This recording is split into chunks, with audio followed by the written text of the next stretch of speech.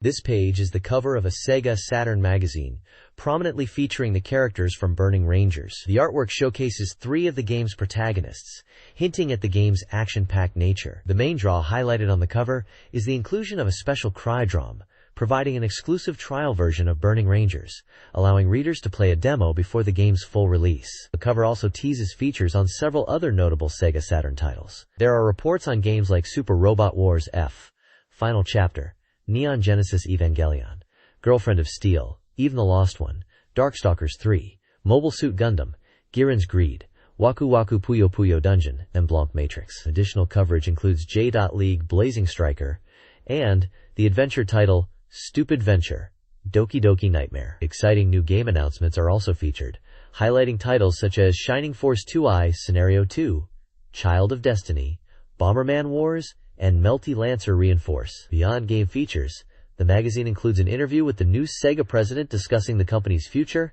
and a guide section covering games like Machi, Panzer Dragoon Saga, and Let's Make a Professional Baseball Team. It's a packed issue focused on the latest and upcoming SEGA Saturn releases. This page features a striking image dominated by the iconic SEGA Saturn mascot, Segata Sanshiro. He stands powerfully in a martial arts gi, holding a large scroll with bold Japanese calligraphy against a dramatic backdrop of an intense, fiery red and orange sky and landscape. The prominent text on the scroll reads, "Ah," which translates to SEGA Saturn Shiro, a famous catchphrase often interpreted as SEGA Saturn Let's Go, or SEGA Saturn White. Below this is his name, Segata Sanshiro. In the upper left corner, the SEGA Saturn logo is visible alongside the text, "This is cool." The overall image is impactful and memorable, perfectly capturing the passionate and intense persona of Segata Sanshiro as the champion of the SEGA Saturn. This page continues the theme of SEGA Saturn's passion, following Segata Sanshiro's declaration. The top banner declares, "Under the biting wind, a great eruption after countless battles." These are hot software titles. SEGA Saturn, Shiro, everything. It then highlights several key upcoming and recently released titles. We see promotions for the winter sports compilation Winter Heat, bringing arcade speed and technique to 11 different events with 8 unique athletes and up to 4-player competition. Next up is Pro Yaku Team wo Tsukuru, the start of the popular baseball management sim series, letting players become owners and build their dream team with charming characters and real player names. The acclaimed Burning Rangers is also featured, a thrilling action game where futuristic firefighters battle collapsing structures and rescue civilians in a visually impressive 3D world. Finally, the unique and dark 3D RPG Baroque is presented, promising a deep story and multiplot system set in a distorted world. There's also a mention of the Virtua Cop Special Pack, a fantastic bundle for light gun enthusiasts, including Virtua Cop and Virtua Cop 2, along with a demo of the House of the Dead, bundled with the Virtua Gun. Rounding out the page are announcements related to the SEGA Saturn community and events, including the urgent notice about the Segata Sanshiro theme song CD release, recruitment for the SEGA Partners membership program, and details on the SEGA Saturn Festa events held at Tokyo Joyopolis. This page introduces the Legend of Heroes 2-1, Prophecy of the Moonlight Witch for the SEGA Saturn, heralded as a RPG to be proud of. The prologue sets the scene in a time when people hadn't forgotten gratitude, recounting the tale of the White Witch who left behind prophecies. The story follows the young boy Julio and his childhood friend Chris from a small village in the Terre of Vermilion region, who embark on a pilgrimage following ancient customs, seeking the Shireen, magic mirror. Their journey, initially a simple pilgrimage, begins to unfold in ways they never imagined, hinting at a grand adventure. The page showcases the game systems with screenshots. We see the quarter-view map perspective used for exploration and event scenes, and a command-based battle system is confirmed. A significant highlight is the presentation, with character designs and animation direction handled by Soeda Kazuki, known for his work on Record of Lodoss War. The game promises over 20 minutes of high-quality animated movies. Furthermore, the voice cast is impressive, featuring notable actors like Kumiko Ise as Julio, Yuko Miyamura as Chris, and Marina Ono as Feely, part of a larger cast of 15 voice actors bringing the characters to life. This suggests a strong emphasis on story and character presentation, aligning with the RPG to be proud of tagline. This page provides a vibrant look at the Legend of Heroes 2-1.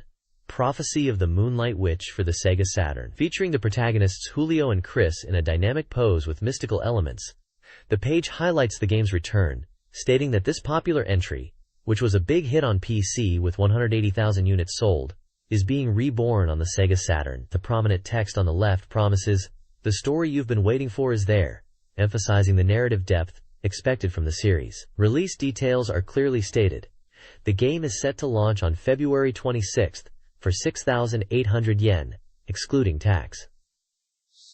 The artwork itself is a major focus, showcasing the character designs and contributing to the overall feeling of a grand adventure coming to the Saturn.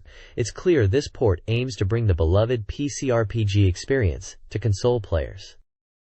This page is the table of contents, detailing what's inside the magazine. A prominent feature is an interview on page 6 with Sega's new president, where he discusses the future of Sega. There's a special appendix, the Saturn Magazine CD Volume 2, highlighted on page 72, along with an exclusive project allowing readers to experience games before release. Page 74 provides a thorough guide to the works included on that CD, with a focus on the highly anticipated Burning Ranger, featuring striking artwork of characters from the game.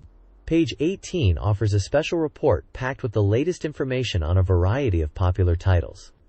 These include Super Robot Wars, F Final Chapter, Neon Genesis Evangelion, Girlfriend of Steel, Even the Lost One, and the fighting classic Vampire Savior. Also covered are Shining Force 2, I Scenario 2, The Holy Child Targeted, Mobile Suit Gundam, Giren's Ambition, Black Matrix, Gungrafon 2, Tokimeki Memorial Drama Series Volume 2, Irodori no Love Song, The House of the Dead, Bomberman Wars, Melty Lancer Reinforce, Waku Waku Puyo Puyo Dungeon, and Idol Junshi Final Romance 4. It's clear this issue is packed with previews and details on some major releases and fan favorites.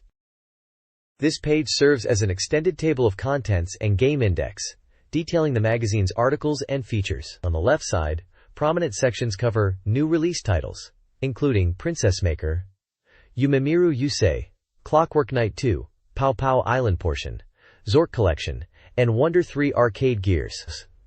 The Coming Soon Soft section previews upcoming games like Legend of Heroes 2i, Graduation 2-1, Wedding Bell, Oju-sama Express, Eternal Melody Second Album, Secret Squad Metamor V, Battle Garega, Stella Assault SS, The Conveni 2, Wipeout XL, and Primal Rage.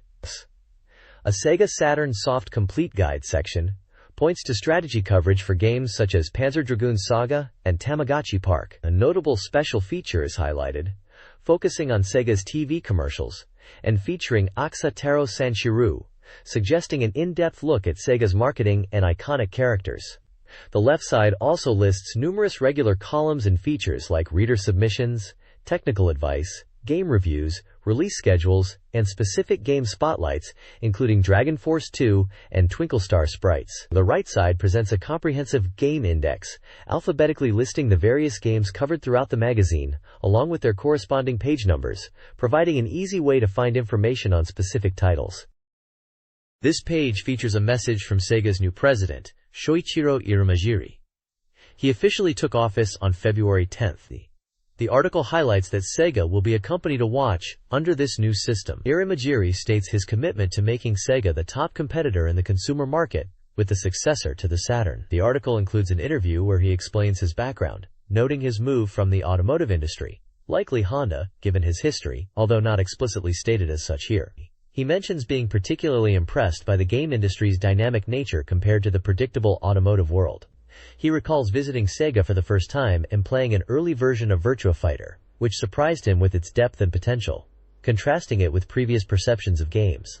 He outlines his vision for Sega, which he summarizes as making it a more interesting company. Key strategies include leveraging the synergy between the arcade and consumer divisions, and focusing on attracting casual users. He also emphasizes securing Sega's position as a publisher in the PC market. He promises concrete plans related to these strategies will be presented within 6 months. The article also includes a photo of Mr. Irimajiri, and a smaller photo of him addressing a group, presumably during the interview or a press conference. This page continues the discussion with Sega's new president, Shoichiro Irimajiri, focusing on his strategy to achieve market leadership with the successor to the Sega Saturn. He emphasizes maximizing the synergy between Sega's successful arcade division and the consumer market, aiming for a strong comeback. Irimajiri discusses reforming the development system, highlighting the importance of adopting a user-centric perspective and entrusting responsibility to dedicated producers. He touches on the evolving economics of game development and the increasing significance of marketing in the mature consumer market.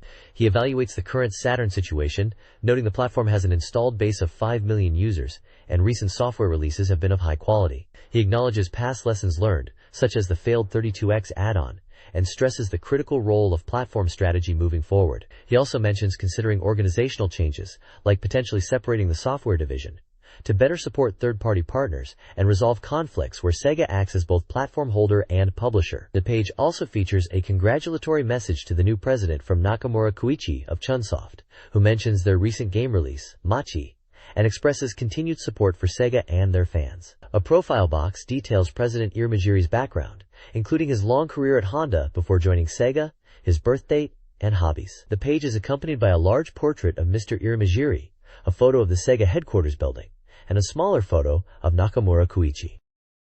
This page covers news and information, starting with an update on the Sega Touring Car Championship Time Attack contest, reminding players the deadline is February 28th to submit their best times on VHS video across 3 different courses. There's also news about a new large-scale simulation ride called Gekiryu Wild River, opening at Shinjuku Joyopolis from March 21st to April 12th. The page highlights a successful autograph session held for music producer Taku Iwasaki for the Grandia arrangement album Vent, drawing over 100 fans. In the landmark section, details are given about the new Super Real Mahjong trading cards, which include special art from 9 popular artists, with readers having a chance to win a box. Another contest lets readers win an autograph from Yuka Imai by submitting impressions of the game Kunoichi Hoyuko. Significantly, the popular game Mashi, mentioned on the previous page, is getting a television drama adaptation titled Transparent Girl Air, starting February 21st, connecting the game's world to the small screen. Finally, the page features a section on recent music releases, including singles and albums from Dapump, Zillion Sonic Emerald, Sugar Cube, and an arrangement album for the arcade game Gadarius by Zuntata. This page features an interview and profile of talent Naomi Shinohara. She discusses her life before her debut, mentioning various hobbies including figure skating due to her snowy hometown, and playing competitive video games like Mario Kart and Puyo Puyo with her siblings, though she notes she doesn't have much time for gaming now. Naomi also talks about her career since her debut in a commercial the previous summer, including her recent gravure work and the release of a photo book with a storyline. She expresses her enjoyment of acting work, which was her original aspiration. With her CD debut confirmed and graduation from high school approaching, she is looking forward to challenging herself with music and drama projects. She mentions her new song's lyricist and composer, expressing excitement for the track and hoping people will enjoy the cute tune, although she feels more confident playing instruments like the guitar and electone than singing itself. The page also highlights her profile details, including her age, hometown, and special skills like cooking and dance, providing a brief overview of her background and burgeoning career in the entertainment industry. This page presents the weekly Sega Saturn software sales ranking, the Shop Data Top 15. Leading the pack as a brand new release is Winter Heat, riding the wave of winter sports excitement. Following up are strong contenders like Panzer Dragoon Saga, holding on to a high rank at number 2, despite dropping from 3rd last week, a true RPG epic, where your dragon's growth changes everything. Just behind it is Sentimental Graffiti at 3rd, which was number 1 previously, highlighting its multiple character paths and decision-making focus. Other notable movements include Resident Evil climbing significantly to 9th place, benefiting from the buzz around the PlayStation sequel's release, proving its enduring appeal. Grandia remains popular at 4th, a fantastic RPG with deep combat. Further down the list you find fighting games like X-Men vs. Street Fighter, and classics like Yuno, a girl who chants love at the bound of this world, which the commentary notes is revealing gameplay secrets and shaping up to be a long seller. The page gives a snapshot of the market, showing a mix of new hits and persistent favorites driving sales this week. This page delves into what players want on their Saturn and what's hot in the arcades. The user data top 20 shows the games most requested for porting to the Sega Saturn. Topping this wishlist are D2 and the Final Fantasy series, demonstrating the strong desire for more RPGs and popular cross-platform titles on the system. Other high entries include Densha to Go and Oh My Goddess, showing a diverse range of fan interests. Commentary suggests that recent statements from Sega hint at focusing on porting popular arcade titles, making the other section even more relevant. Below that, the Shop Data Top 15 lists the most popular arcade games. Unsurprisingly, Virtua Fighter 3 TB holds the top spot, highlighting Sega's arcade dominance. Tekken 3 and Virtua Striker 2 are also high on the list, showing the enduring popularity of fighting and sports games in the arcade scene. Featured upcoming or popular arcade titles include Street Fighter X2, Real Bout Fatal Fury Special, and Time Crisis 2, signaling these are the games players are flocking to and potentially hoping to see on consoles. The images show scenes from games like Fighting Vipers 2 and the featured arcade titles, giving a glimpse of the action-driving arcade popularity and user requests. The Sega Saturn's expected new software top 30, based on user anticipation, highlights upcoming games. Sakura Wars 2 leads the pack, followed by Neon Genesis Evangelion, Girlfriend of Steel, and Super Robot Wars F Final Chapter. These highly anticipated sequels dominate the charts. Other notable titles include Darkstalkers 3, close to completion and leveraging 4 MB RAM for an arcade-perfect port, and Shining Force 2 I Scenario 2, promising new story elements. The list also features a variety of other games, including Even the Lost One, Virtua Fighter 3 TB, Resident Evil 2, and Marvel Superheroes vs. Street Fighter, representing diverse genres. Mobile Suit Gundam, Giran's Ambition, and Tsuchipai Adventure, Doki Doki Heart Nightmare are also mentioned as titles to watch. This top 30 showcases the diverse upcoming lineup for the Sega Saturn. This page presents the weekly reader ranking for all released Sega Saturn software, known as the All Soft Readers Check. As of February 20th, 904 titles have been released and are eligible for voting.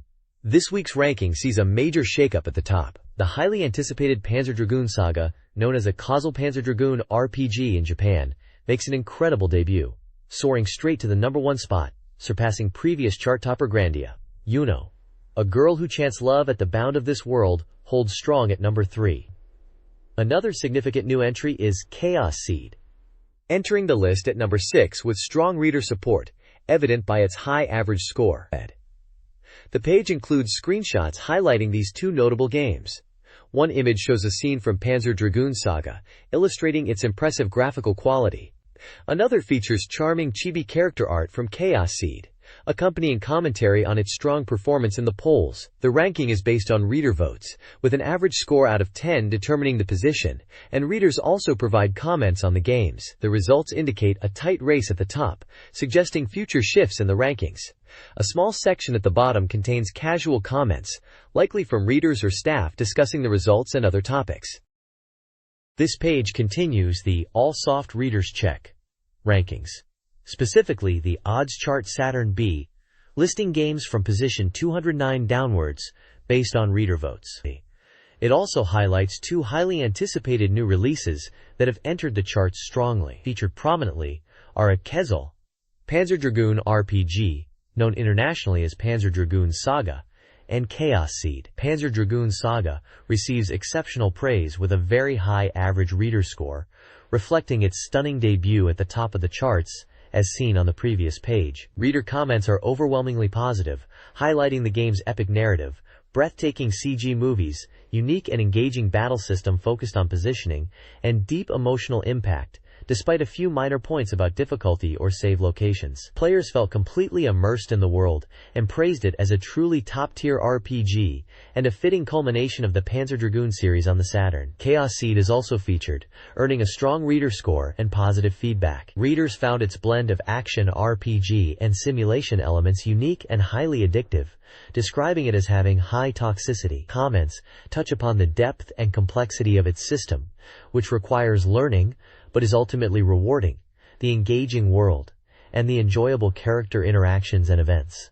It's seen as a distinct and worthwhile experience on the platform. Overall, the page reinforces the impact of these new releases on the weekly reader rankings, showcasing direct feedback from players about what makes these titles stand out. This week's odds chart Saturn C highlights new game releases. Solo Crisis 44 is a well-regarded tactical simulation/city builder with strategic depth. Suikoden 10-108 Seizei 141, a historical simulation, earns praise for its strategic gameplay and detailed characters. Textrude Arcana Chronicle 169 offers a challenging, rewarding card battle experience. Further down, Graduation Album 493 pleases fans, while Universal Nuts 510 provides a classic adventure experience. Two games to avoid are mentioned. Mahjong Q Jidai Cebu Island 96 680 with criticized character animations, and Terra Cresta 3D 704, a poorly designed 3D shooter. Mid-ranked games show volatile positions based on reader voting. This page presents the next segment of the SEGA Saturn reader rankings, the odds chart Saturn D, listing games from around rank 400 down to the lower positions. While the extensive list covers a diverse range of titles and genres reflecting reader votes, the real commentary focuses on the top of the chart. In a humorous narrative, the magazine's symbolic figure, Desu-sama, seems to have fallen ill with the flu and lost the Emperor position this week to the game Yellow Brick Road. The article suggests Desu-sama should get plenty of rest to recover for the next ranking. Accompanying screenshots highlight two specific games. One is from Terra Cresta 3D, which is noted as being in the red zone, likely indicating a low ranking or poor reception, echoing sentiments from the previous page. The other image, showing multiple characters, appears to be from the newly crowned Emperor, Yellow Brick Road, which is praised for its continued strong performance. The overall tone is lighthearted, using a recurring character to frame the weekly chart changes. This page presents a look at upcoming SEGA Saturn software and peripherals through reader feedback and magazine reviews. The next scheduled horse paddock information section features reviews for several games, including the skiing title Winter Heat scoring 7.0, the adventure game Kunoichi Hoshocho also scoring 7.0, the 2D fighting game Soko Seito Kai receiving a 6.0, and Tamagotchi Park, which scored 6.33. Reviewers' comments suggest Winter Heat is about continuous hits, Kunoichi Hoshocho has good graphics and story, Soko Seito Kai is a niche fighter with fun characters, and Tamagotchi Park didn't quite live up to its handheld origins. A large chart lists various SEGA Saturn peripherals with their average reader scores, providing a ranking of hardware popularity. The page also calls for participants for the ongoing reader race and details contests, where readers can guess the initial ranking for Burning Ranger and the average odds, reader score, for Satsuma Juku, for a chance to win SEGA Saturn software or peripheral bundles. Reader voices mention games like Street 2, Virtua Cop, and Death Crimson, while a general software review section touches upon recent and upcoming titles, including Burning Ranger, Neon Genesis Evangelion, Sakura Wars 2, Even the Lost One, and Super Robot Wars. This page dives deep into the highly anticipated sequel, Super Robot Wars F Final. It excitedly reveals new information and introduces fresh units making their series debut, specifically highlighting the mass-production type New Gundam and the full-armor Hyakushiki Kai. Screenshots on the page showcase these new additions, alongside another mecha that appears to be on a vehicle, hinting at the diverse roster. The report details upcoming features and attacks, including a transformation movie for Grungust, God Gundam's powerful Sekiha Tenkyoken attack, the inclusion of the two new Gundam variants, and Gunbuster's Buster Home Run move, among others. Super Robot Wars F Final is a simulation RPG from Banpresto, scheduled for release on April 23 for 6,800 yen. It is recommended for all ages and is a single-player experience. The report indicates the game is 85% complete, signaling that the final operation is drawing near for Saturn users eager for this conclusion to the Frost saga. This page focuses on the Grungust unit in Super Robot Wars F Final, highlighting its complete transformation movie, which is a brand new creation specifically for this game, and different from the version seen in 4th Super Robot Wars S. The page shows images of Grungust transforming from its flight form, Wingast, into its robot mode, emphasizing the dynamic sequence. Details about the unit are provided, listing its type as a super robot, its affiliation as original, its height at 48.7 meters, and weight at 357 t. Its main weapons include Boost Knuckle, Final Laser, and the powerful combination attack, Kishin Konpaku / Anko Satsui. Interview with producer Terasada-san discusses Grungust's capabilities in F Final. While unit parameters are rebuilt from scratch for each game, and past data isn't directly referenced, Grungust's strength is stated to be largely comparable to its appearance in 4th Super Robot Wars PlayStation. Although no new attacks are added, there have been minor changes to the dialogue and attack graphics during execution. Screenshots display battle scenes featuring Grungust's attacks like Kishin Konpaku and Anko Satsui, alongside other units and pilot dialogue. The page confirms the inclusion of the Gaslander, Grungust's land battle form, which transforms from the Wingast flight form. This page introduces the Mighty God Gundam from Mobile Fighter Beg Gundam as it appears in Super Robot Wars Final. Featured prominently is a large illustration of the unit alongside its key data, listing it as a mobile fighter with a height of 16.6 meters and total weight of 7.5 t. Its main weapons include the powerful Bakunetsu God Finger, Bakunetsu God Slash, and its ultimate technique, Sekiha Tenkyoken.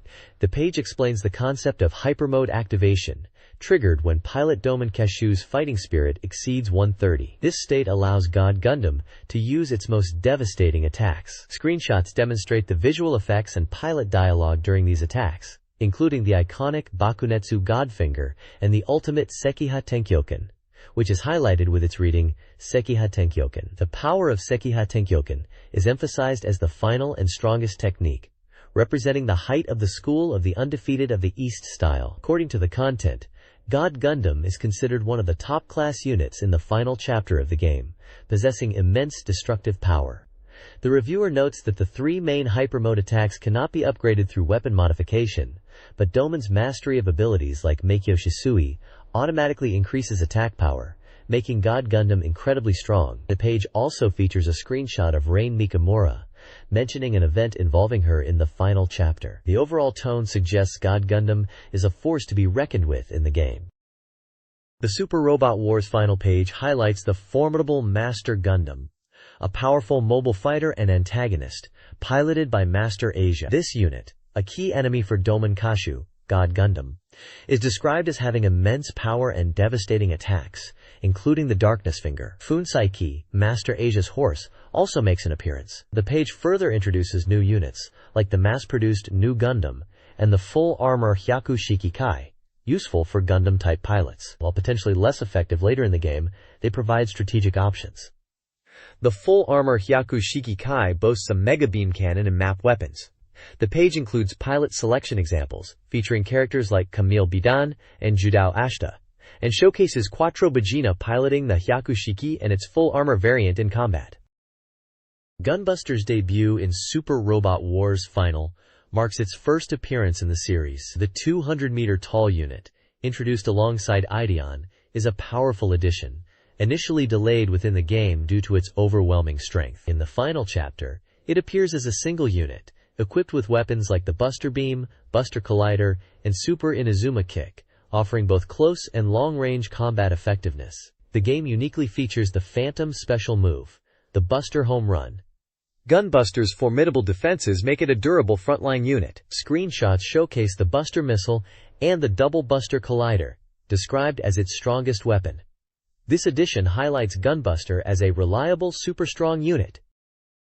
The next page unveils details about the adventure game, Neon Genesis Evangelion, Girlfriend of Steel, for the SEGA Saturn. The section is titled, Enchantment, hinting at the captivating new storyline. This game introduces a mysterious new character, Mana, a transfer student who quickly focuses her attention on Shinji. Asuka is immediately suspicious, postulating that Mana might be a spy from a force-opposing nerve, pointing to her sudden transfer as key evidence. The article teases the dramatic turn the story takes as the truth about Mana's intentions, and her keen interest in Shinji, as the EVA Unit 01 pilot begins to unfold. The game was released by SEGA on March 19, priced at 6,800 yen, and comes on a 2-disc set. Screenshots show interactions between Shinji, Asuka, and Mana, setting the scene for the developing intrigue. This page continues the exploration of the Neon Genesis Evangelion, Girlfriend of Steel story, examining the reactions of Asuka, Misato, and Rei to Asuka's suspicion about the new character, Mana. Asuka remains convinced Mana is a spy and leaves in anger. Misato, however, takes a more measured approach, stating their mission isn't about doubting others and trusting Shinji's judgment. Rei also offers support, showing a gentle smile. The page then shifts focus to Shinji's reflection on his challenging relationship with his father. Rei reminds Shinji of the important duty assigned by his father. Later, Shinji contemplates that even his seemingly cold father must have had a younger life with his mother, leading Shinji to a personal realization and decision. Finally, the article details Shinji's first attempt at asking Mana out. While looking at a map of Lake Ashi after school, Shinji awkwardly expresses a desire to visit. Mana responds positively, saying she wants to go out on Sunday, and will even bring a homemade bento, much to Shinji's delight. This scene, though described as potentially awkward for an observer, is highlighted as a key moment in the game, showing Shinji gathering the courage for this significant step. Screenshots depict the characters during these interactions, including Mana looking at the map and Shinji looking happy.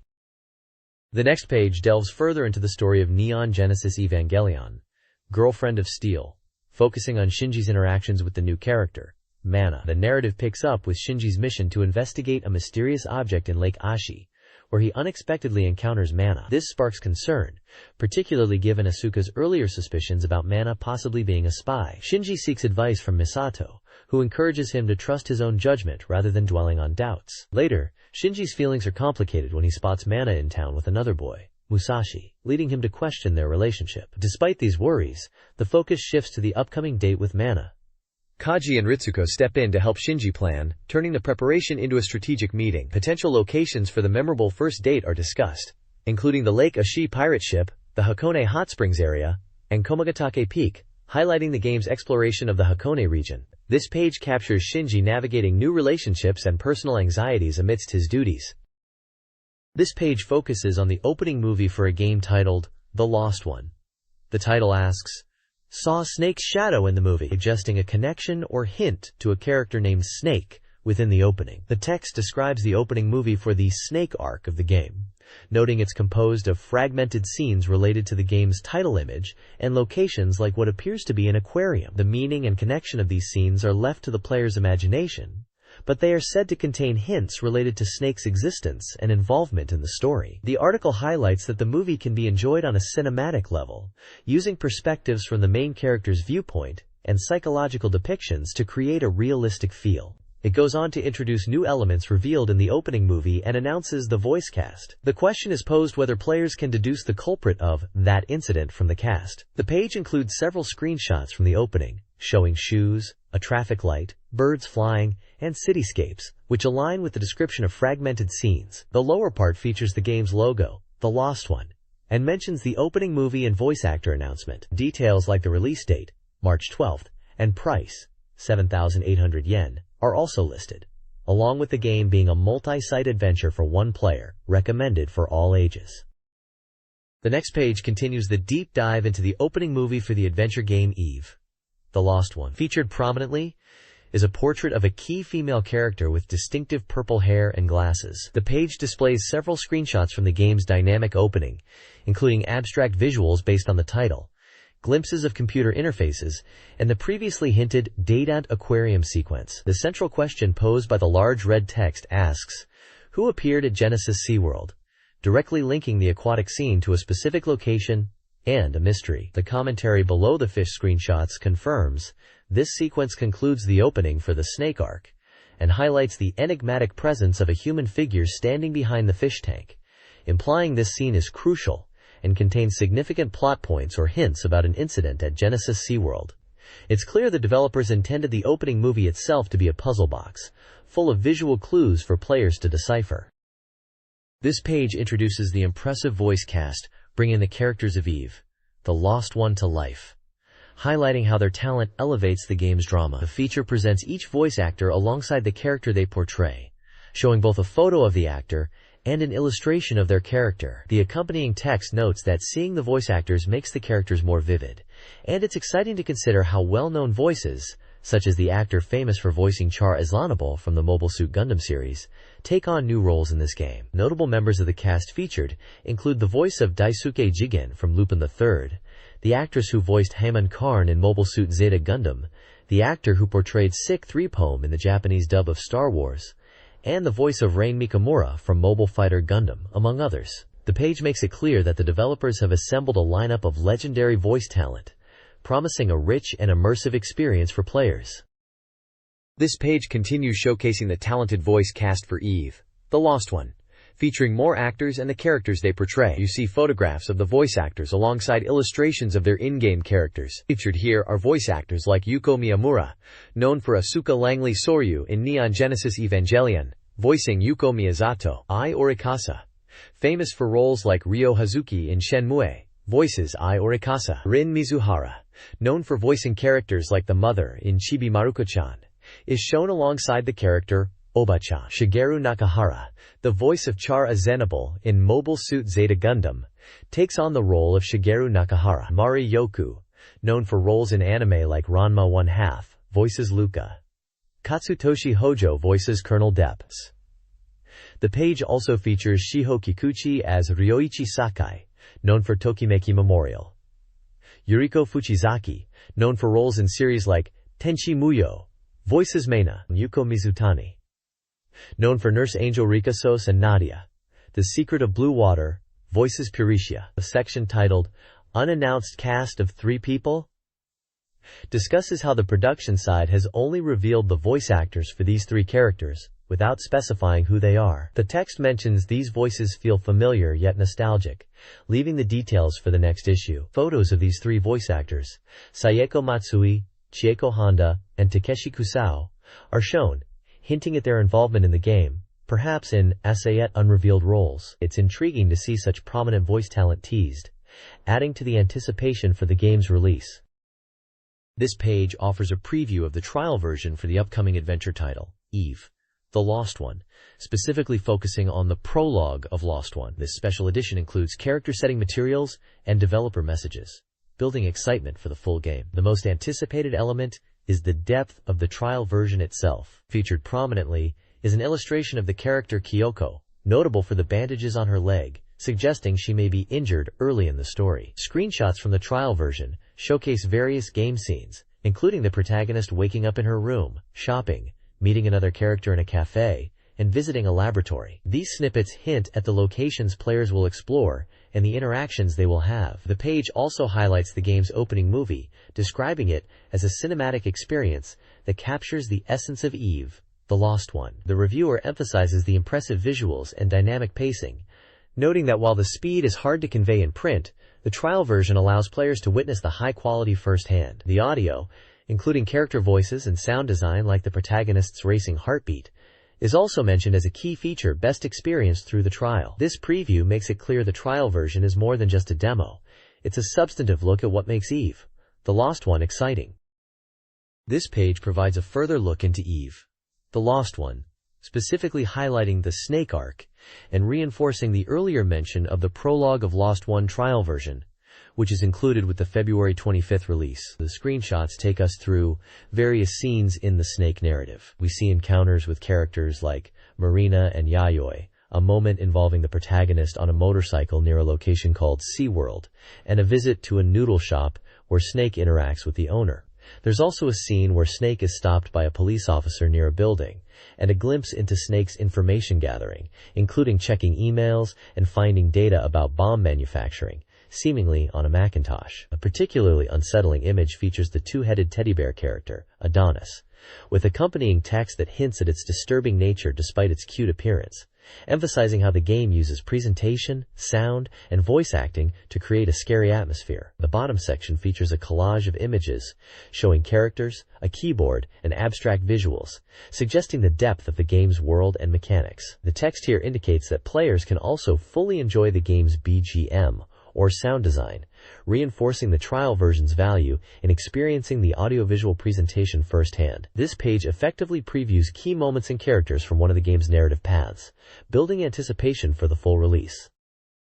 This page takes a deep dive into the highly anticipated SEGA Saturn port of Vampire Savior, known in Japan simply as Vampire and internationally as Darkstalkers 3. The key takeaway here is the game's reliance on the 4 MB expansion RAM cartridge, which the magazine hails as essential for achieving a perfect reproduction of the arcade fighting experience on the console. Capcom's title was slated for an April 16th release, with pricing reflecting whether the required RAM cartridge was bundled. The article highlights the power of this 4 MB expansion, referencing its successful use in previous Capcom fighter ports, like X-Men vs. Street Fighter, as proof that Vampire Savior would be faithfully recreated. A substantial section is dedicated to the character Jeddah, showcasing his unique and often unsettling fighting style. His primary weapons are his claws and scythes, and screenshots illustrate some of his signature moves: a lingering projectile, a command grab designed to break the opponent's guard, and a gruesome X special where he drags the foe across the screen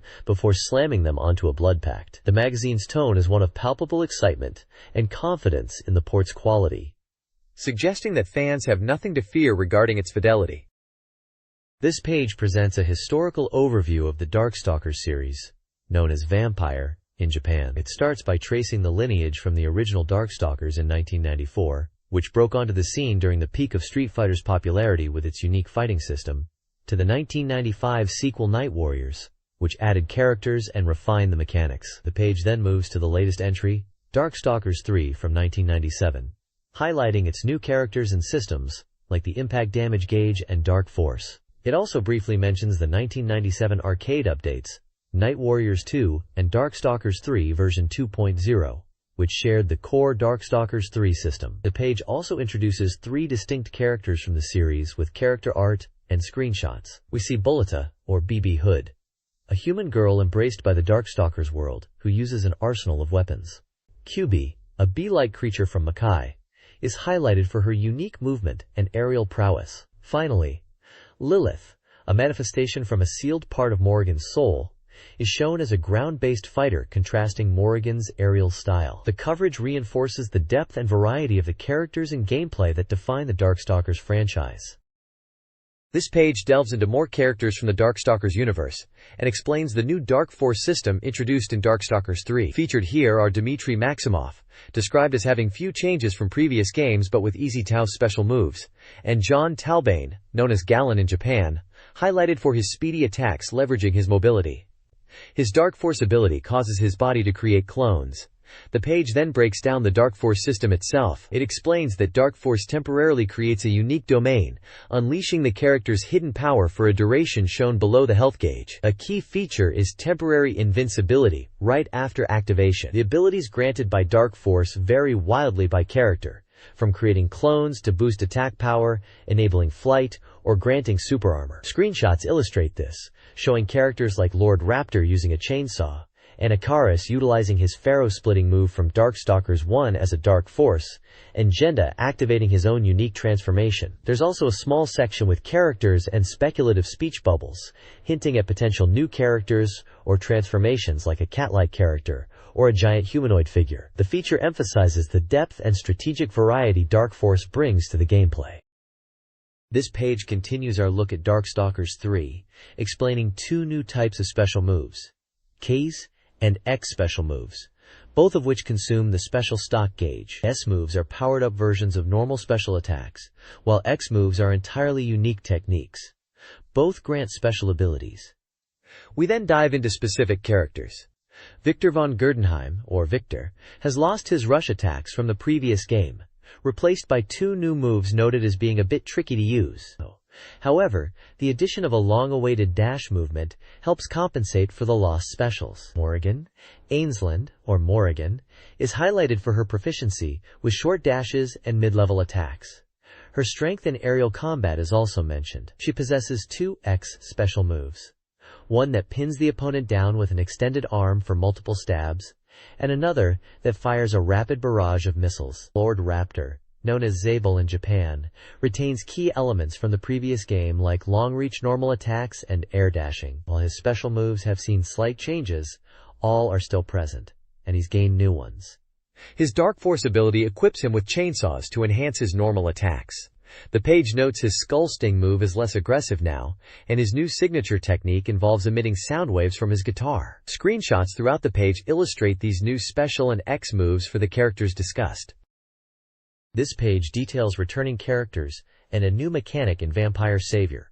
Darkstalkers 3. Anakaris retains his unpredictable offense with new moves and a guard cancel, though his raw power is slightly reduced. Felicia maintains her agile style with refined moves and a kitten summoning Dark Force. Bishamon's swordplay and rush attacks remain formidable, bolstered by a super armored Dark Force and new dash technique. A major gameplay change is the elimination of traditional rounds. Instead, an impact damage gauge tracks damage dealt. When a character's health depletes, they recover and continue fighting immediately. The white portion of the damage gauge regenerates over time, promoting aggressive strategies. This page continues the coverage of Darkstalkers 3, Vampire Savior, diving into more returning characters and their changes. First up is Rikuo, known for his rushdown offense. While still formidable, the magazine notes his strategic variety isn't drastically changed this time. However, his special move commands have been altered, giving a different feel to control.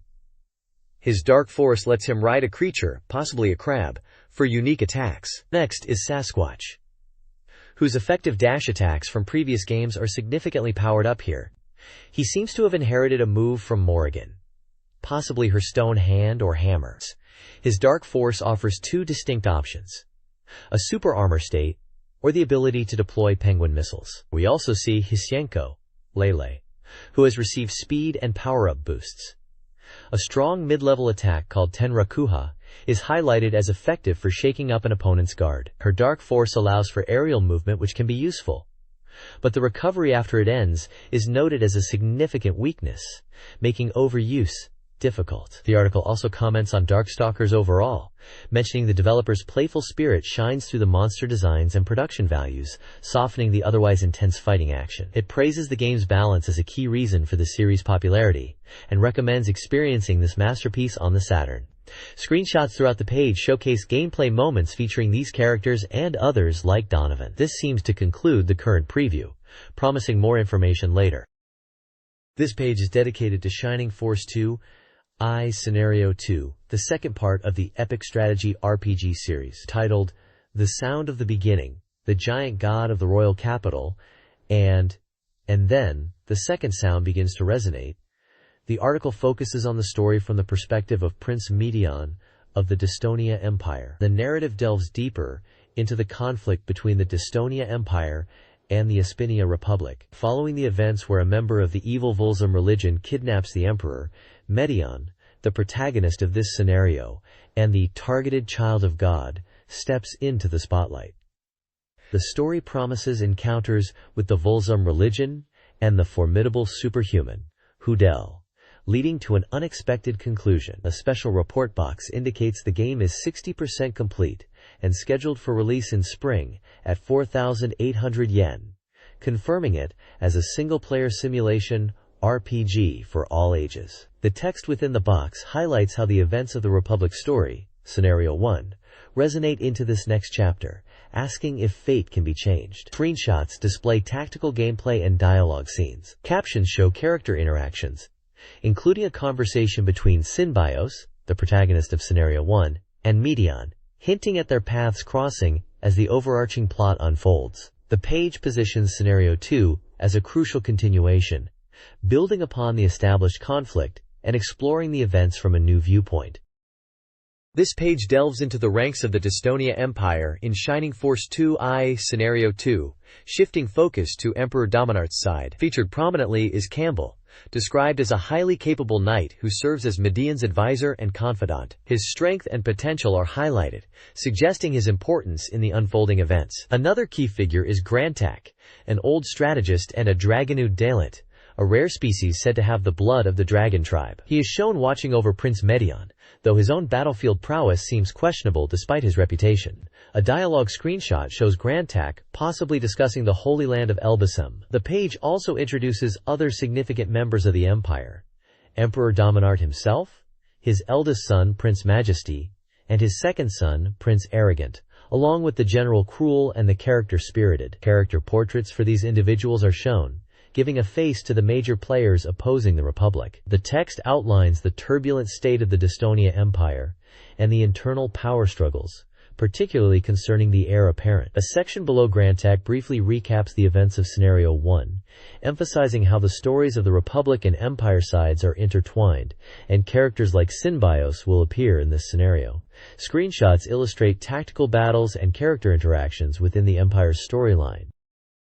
This page introduces more characters from the Empire's side in Shining Force 3 Scenario 2 and details key gameplay concepts. Featured prominently are Synthesis, a spirited elf magic user who joined the Imperial Army after being rescued by Medion, and Wiliud, her kind-hearted hobbit friend who followed her. Their backstory is tied to Medion and the Empire's harem.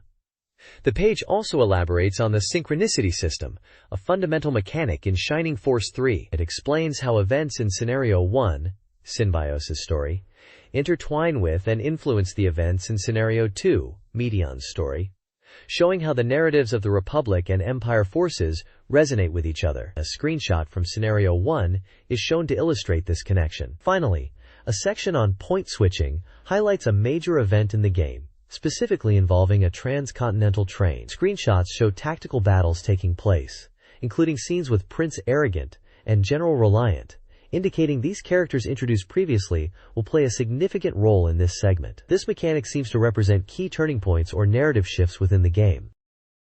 This text summarizes the second scenario, the Targeted Oracle, of Shining Force 2-1. It builds upon the first scenario, acting as the development phase to resolve mysteries and prepare for the third. The scenario's title refers to a god or oracle figure central to the plot. Gameplay improvements are detailed, including refined battle scenes and new monster types, all within the same timeline and continent as the first scenario. The narrative explores themes of chosen destiny and a new future, offering a second life within the game. Screenshots highlight key locations and story branches. The text also introduces Zero Shin, a Birdman character from the Espia Republic, who joins Makedian's forces as a liaison and unique flying unit, known for his kindness and curiosity. Chapter 5 of Shining Force 2's Scenario 1 culminates in a battle against Firel, culminating in his capture by Basanda. The Shining Force must now protect Mallory. Players are advised to equip strong items found in Fraggard Castle. Hagain, a powerful but fragile ninja, joins the party. The final battle map features masked cultists, Cerberus, harpies, lizardmen, and a golem boss. Treasure includes the Venom Blade. The guide revisits Vagabond, noting updated dialogue reflecting plot events. Shop listings offer potent items like the Power Anchor and Holy Shot. The guide anticipates a challenging battle against a poison worm, recommending antidotes and ranged attackers. The Dark Matter item, from the Tower, allows for forging powerful but cursed weapons.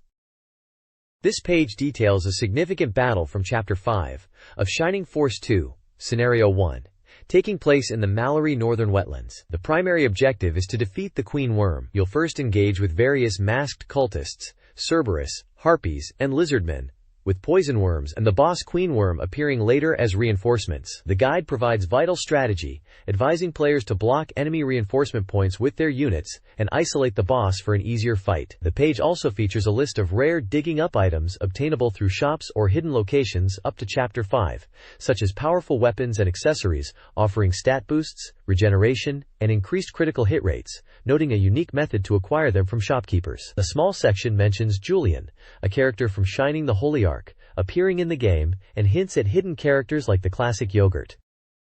This page is dedicated to the SEGA Saturn strategy simulation game, Mobile Suit Gundam, Giran's Greed. It dives into the pivotal historical events of the Universal Century timeline, specifically the lead-up to and the outbreak of the devastating One-Year War. The page explains how the Declaration of Independence by Zeon Zum-Dae-kun on Side 3 marked the beginning of the conflict that would determine the fate of the entire Earth sphere. Following Daekun's unexpected death, leadership shifted to Daegwin Soto-Zabi, transforming the Republic of Xi'an into the militaristic Principality of Xi'an. The game focuses on this era, allowing players to command forces in this epic struggle. The page features several screenshots, showcasing both space and ground combat sequences from the game, giving a glimpse into the strategic battles players will engage in. A prominent character profile highlights Gihren Zabi, the ambitious son of Daegwin. It describes him as a staunch militarist, sometimes referred to as a second Hitler by his own father, who leverages his charisma to lead the military and pursue a thorough war against the Earth Federation. As a strategy simulation, the game puts players in charge of either the Earth Federation or the Principality of Xi'an forces, managing resources, developing units, and engaging in large-scale warfare to achieve victory. It's designed for single-player enjoyment and is recommended for all ages. The page also notes that the animated sequences featured within the game are entirely original to this title. This page delves deeper into the grim opening act of the one-year war as depicted in Mobile Suit Gundam, Giren's Greed.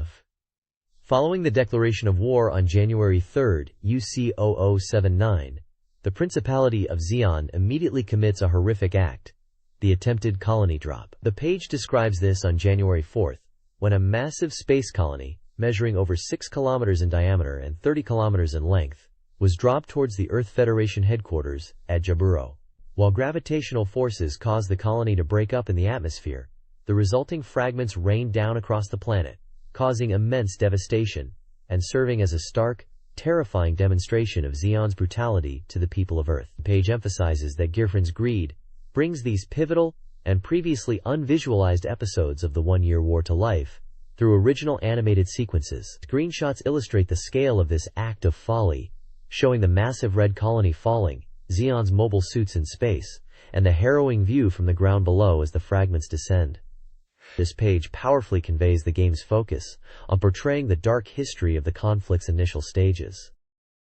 This page continues the grim narrative of the one-year war's opening stages in Mobile Suit Gundam, Giren's Greed. It details the horrifying one-week war, which began with Xi'an's attacks on the sides, including the use of poison gas and the attempted colony drop first mentioned on the previous page, resulting in a staggering 3 billion casualties. The page explains how Gihren Zabi's powerful oratory quelled dissent within Xi'an, despite the immense brutality.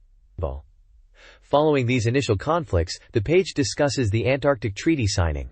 It highlights the unfavorable position of the Earth Federation after the Lurium campaign and the capture of General Revel. His subsequent rescue and exposure of Xi'an's internal weaknesses prevented a full military treaty, resulting in a less binding agreement. The page then shifts focus to the military situation of both forces. It emphasizes the Federation's desperate need to develop and mass-produce mobile suits to counter Xi'an's dominance, having lost over 80% of its strength preventing a second colony drop attempt. The war, as depicted in the game, devolved into guerrilla warfare due to the exhaustion of both sides. Conversely, Xi'an, despite its technological edge in mobile suits, faces critical shortages of resources and funds, making securing ground bases on Earth an immediate strategic objective. Screenshots illustrate the game's strategic map interface for both the Federation and Xi'an, showing troop deployments across the globe and highlighting the resource challenges faced by Xi'an early in the game. Following failed peace talks, Xi'an launches its invasion of Earth in Mobile Suit Gundam, Giren's Greed, to secure resources, utilizing heavy launch vehicles, HLVS, for piston transport of troops and mobile suits. Xi'an rapidly establishes ground bases. The game showcases Xi'an's dominance, illustrated by their occupation of a vast portion of Eurasia, highlighting the Federation's reliance on material warfare to counter Xi'an's superior mobile suit technology. The narrative introduces the Zabi family, the rulers of Xi'an. Key figures like Daegwin, Gihren, Garma, Dazzle, and Kycilia Zabi are presented, along with Kycilia's subordinate, Maquav. Internal conflicts and differing goals within the Xi'an leadership create a complex political dynamic, contrasting with the Earth Federation's military structure. The next page focuses on the Earth Federation's crucial response to Xi'an's initial successes. The Top Secret versus Operation. Facing heavy losses, the Federation initiated this project alongside the Vinson Plan to develop and mass-produce mobile suits capable of challenging Xi'an's technological advantage, which, as discussed previously, relied on material warfare. The culmination of the operation is the birth of the legendary white mobile suit, the RX-78 Gundam.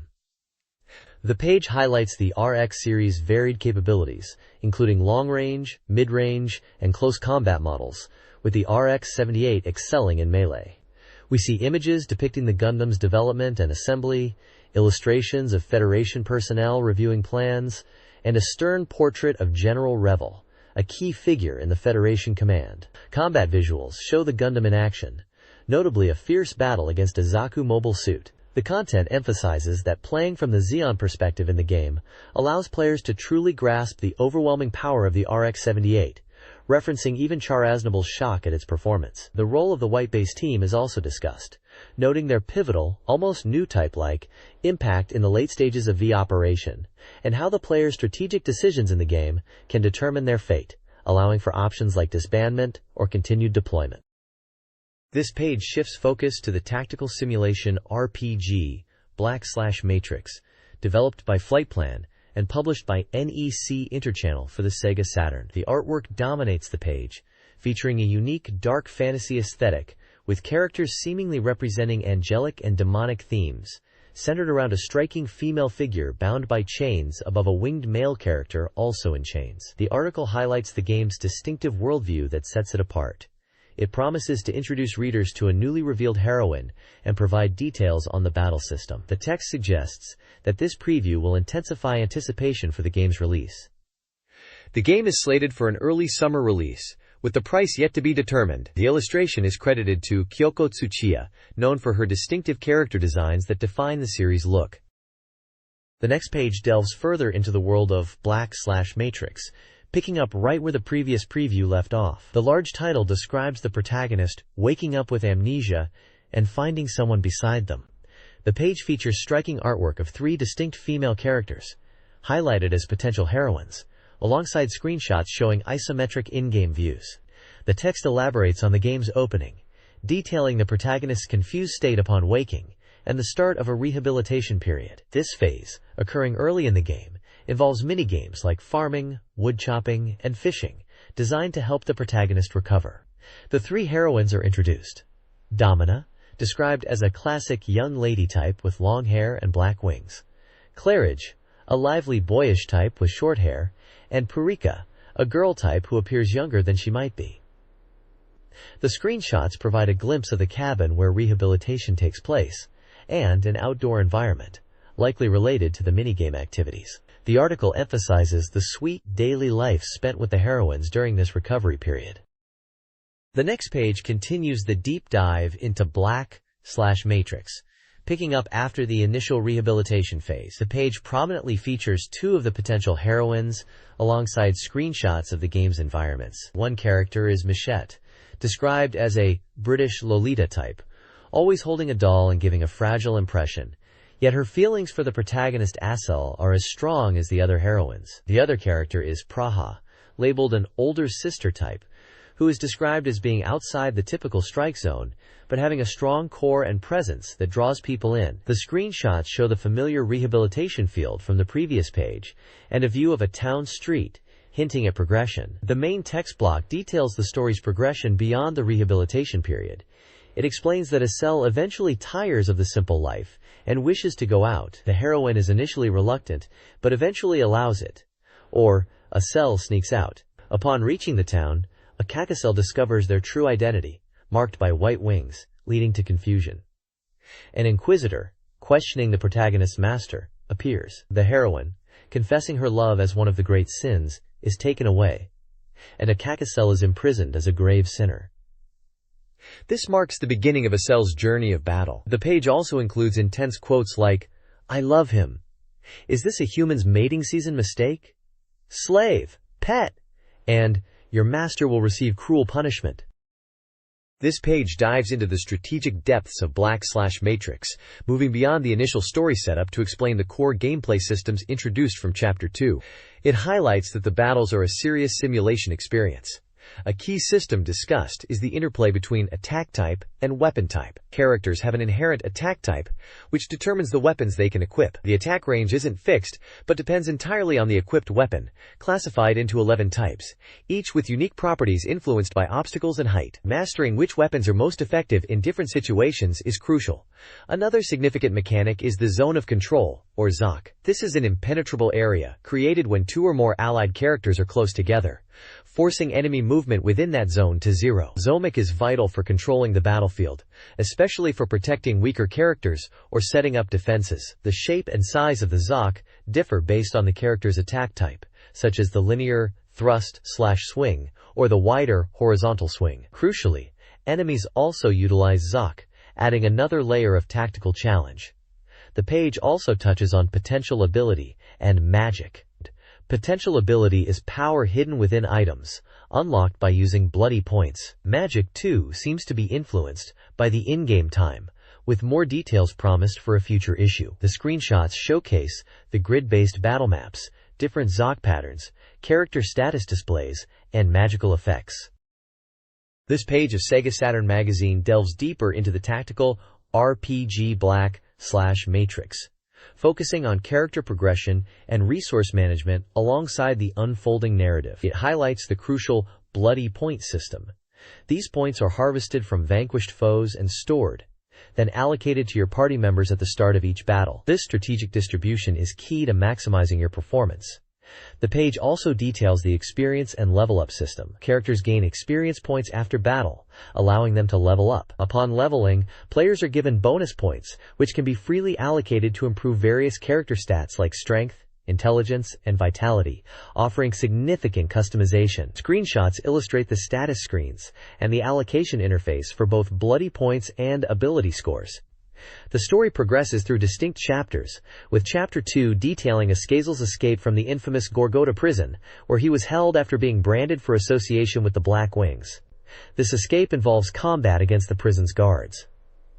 Chapter 3 sees the party seeking the armor of a great evil god. The page introduces new companions joining the fight, including Rulurbi, a skilled magic user, and disciple of Yofane. The visuals showcase key story moments and battles, featuring characters like Agizel, Yofane, and their growing party. Gun Griffin 2, a 3D mech combat simulator for the SEGA Saturn, is nearing its April 23 release, priced at 6,800 yen. The game is a sequel that expands on the same global conflict as the original, offering a new perspective and recommending the versus cable and twin-stick controller support. A timeline helps connect events from both games, providing narrative context from 2003 to 2015. The game's setting involves early 21st century geopolitical tensions between the PU and APC, particularly in Africa. Players will pilot advanced Hymax mechs. Alongside the game, a 1/72nd scale garage kit of the Hymax is also planned for March, costing 14,800 yen. The garage kit allows for full posability despite complex design, and the game is reported to be 80% complete.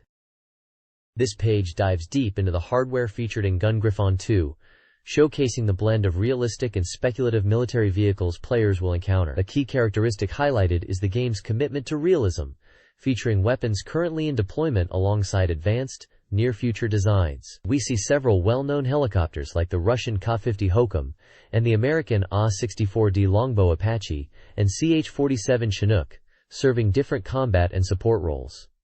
Tanks are also prominent, with images of the Israeli Merkava Mk2I and German Leopard 2A5, plus a futuristic Leopard 3. The game also introduces fictional multi-legged vehicles like the Tiger Infantry Fighting Vehicle and the Variant Support Combat Vehicle, showcasing the game's unique futuristic setting. Adding to the game's immersive world, details are provided on a real-life Hymax pilot jacket. This authentic replica is based on the in-game unit, Japan Foreigner Unit, 1st Aerial Mobile Division, 501st Mobile Anti-Tank Platoon, and uses a genuine Alpha Industries CWU-45P base jacket with detailed custom patches.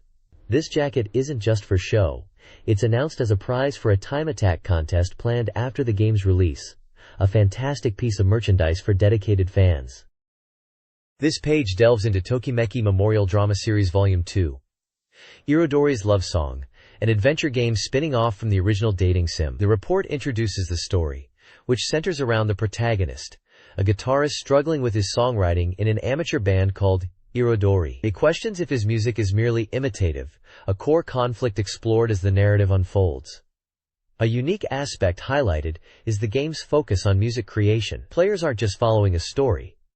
They actively participate in the songwriting process, specifically composing the chorus of a song by connecting preset phrases. This hands-on approach ties directly into the protagonist's journey of finding his own voice. The page also introduces the other members of the band Irodori and details a guitar practice minigame. This is a rhythm game where players must hit notes flowing across the screen in time, requiring precise timing and rhythm to successfully play chords and notes. Screenshots showcase key characters, the band practicing, and the interface for the rhythm game. The game itself is described as an adventure title for one player, recommended for all ages.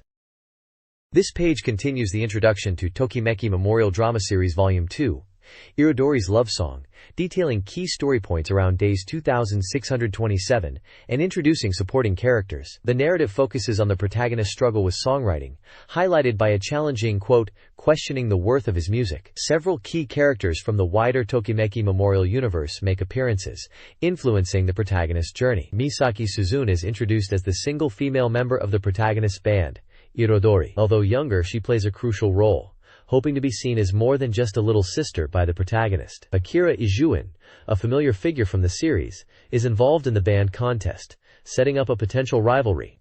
Shiori Fujisaki, the protagonist's childhood friend, is busy with her duties on the Cultural Festival Executive Committee, while Asahi Nanao also makes a brief appearance, bumping into the protagonist in a scene reminiscent of her appearances in the main series. A dedicated side story section introduces Minori Akiho.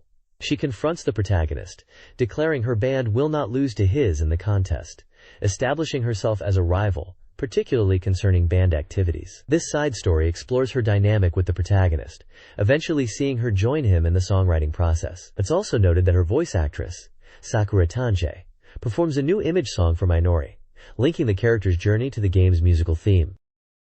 This page features a special report on the SEGA Saturn port of The House of the Dead, proudly stating it is 100% complete. Developed by Sega and scheduled for release on March 26 for 5,800 yen, this gun shooting game is being rapidly developed for the Saturn. The report focuses on Stage 2, titled Revenge, providing a walkthrough of the game's flow with accompanying screenshots. We see various scenes from Stage 2, including the hall where the stage begins, a bedroom full of enemies, and a passage where players can trigger actions by shooting switches. The report highlights interactive elements like breakable furniture and the introduction of new enemy types, including artificial humans who break through glass. There's also a check section comparing the Saturn version to the arcade original, noting the impressive reproduction of graphics and presentation, leaving players wondering how closely the port will match the arcade experience. The detailed look at Stage 2 gives a strong sense of the game's progression and the challenges players will face.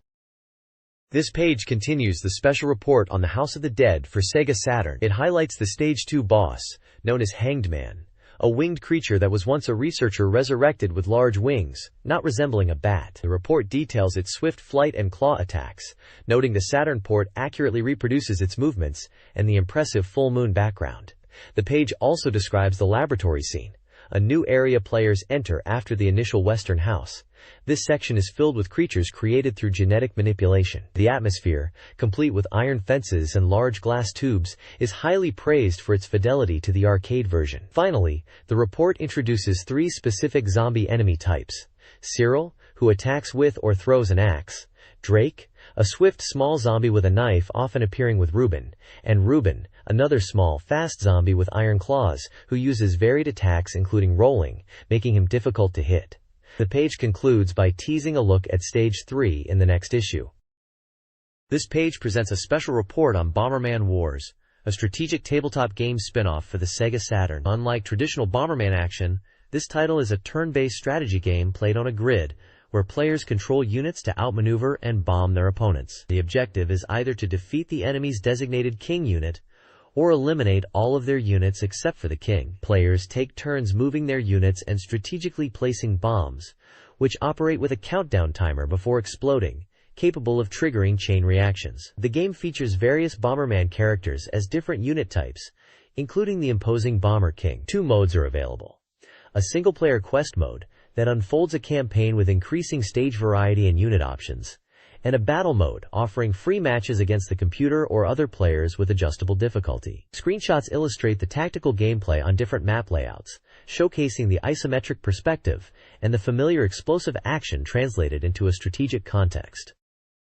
The next page dives deeper into the strategic elements of Bomberman Wars, focusing on the diverse units, items, and battlefields players will encounter. It highlights the variety of units available, ranging from warrior types to magic users, each with unique stats for movement, bomb capacity, and blast radius. Some units also possess special abilities. For example, the Bomber Fighter is a balanced standard unit. The Bomber Cleric can delay bomb explosions to aid allies. The Speedy Bomber Thief is great for disruption, and the Bomber Witch can place bombs from a distance. Items play a crucial role, obtainable by destroying soft blocks, similar to classic Bomberman. Alongside familiar power-ups, players can find coins. These coins are used in a special shop, accessible after clearing stages in quest mode, to purchase unique items not found elsewhere, often affecting turn order or bomb properties. The page also showcases the game's battlefields. Quest mode features stages with atmospheric names, while battle mode offers 8 distinct stages with varying layouts and strategic challenges. Examples shown include the legendary Shrine, notable for its abundance of hard blocks, and the Fairy Spring, featuring a mysterious centerpiece. These visuals demonstrate the range of tactical environments players will navigate in this strategic Bomberman spin-off. The SEGA Saturn port of Multilancer, a training simulation game, inverts the formula of its predecessor. Instead of players training girls, the male protagonist is trained by female lancers. This second installment, confirmed for an OVA adaptation, promises enhanced graphics, animation, and more private events compared to the PlayStation version. Combat features a simulation style with chibi characters on a grid. The game's heroine is Sylvia Nimrod, voiced by Yukana Nogami, a 17-year-old leader of the Grippo's EMP branch, tasked with handling alien-related crime in 2086. The player joins the EMP as a cadet, releasing May 7th for 7,800 yen across 3 Candela's rooms. The Saturn port offers a compelling experience for fans of the series and those interested in a sci-fi police-themed character training simulation. This page introduces several key characters from the SEGA Saturn training simulation title discussed previously. Likely Multilancer. Featured are the distinct personalities you'll be interacting with in the game. We see Angela, a naive, big-eating character with a background as a descendant of biosoldiers, raised alongside the game's heroine. There's also Sakura Ransai, a gentle provisional investigator from the GPO with ties to a temple. Melvina McGarlin is shown as the head of the EMP branch, noted as highly capable but difficult to work with. Connecting to the previous page's mention of the EMP branch leader, though the name differs from Sylvia Nimrod. The roster includes Jun Shinju, a rough-around-the-edges university student investigator known for her impressive battlesuit performance within the EMP, and Nana Natalesian 9 Halton, a proud and self-centered young mage commander from another dimension. The large text at the bottom, roughly translating to, "We will educate/train you, GPO," reinforces the core gameplay premise revolving around character development and training within the Galactic Police Organization setting. This page details the gameplay mechanics and new features of the SEGA Saturn title, likely Multilancer based on the previous page. It introduces the new protagonist, Randy, a fresh graduate of the GPO training school who is now undergoing training himself, specifically under the guidance of the female Lancers, a direct contrast to the previous game where the player was the superior. A key system highlighted is how Randy's parameters change based on missions undertaken with the different female characters. Partnering with them is crucial for progression, but raising individual stats can be challenging, and player choices can lead to bad endings. The girls also evaluate Randy, influencing his growth and the story. The page strongly emphasizes features exclusive to the SEGA Saturn version, absent from the PS version. These include a shift to semi-real-time combat, the addition of powerful combination special moves in battle, a system for crafting original weapons, 4 new minigames, including one depicted with Angela, significantly increased scenarios, events, and graphics, and dynamic messages and voices that change according to the Saturn's internal clock. Screenshots illustrate the character evaluation screen, where the girl's appraisal of Randy is shown, mission selection, combat, a minigame, and the weapon crafting system. Randy's profile identifies him as a 17-year-old from planet Mason. The article conveys that the Saturn version is a significant upgrade, with many enhancements over its counterpart.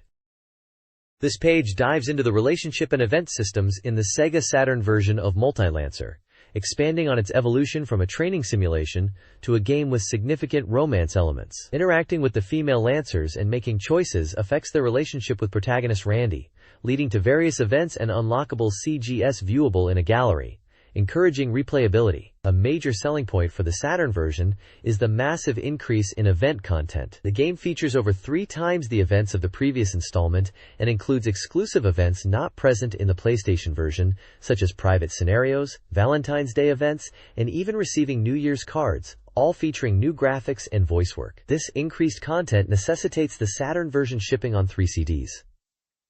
Furthermore, the page confirms a highly anticipated feature: swimsuit events for the entire cast of female characters. Illustrations show characters like Sylphie, Malvina, June, Angela, Sakuya, and Nana enjoying the beach, promising fans plenty of summer-themed interactions.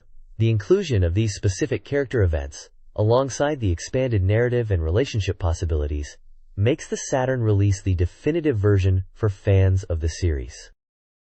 This page showcases Waku Waku Puyo Puyo Dungeon, an RPG spin-off of the popular puzzle series for the Sega Saturn. The main feature highlighted is a special report on the game's progress, stated as 75% complete, focusing on 2 key attractions or dungeons: Fire Mountain and Water Paradise. The page features prominent artwork of series protagonist Arle Naja, alongside Scherzo Weggy and other characters, emphasizing the blend of Puyo Puyo charm with dungeon-crawling gameplay. Screenshots display the game's interface, showing character stats, HP/MP bars, and exploration/battle scenarios, including battles against familiar Puyo Puyo creatures.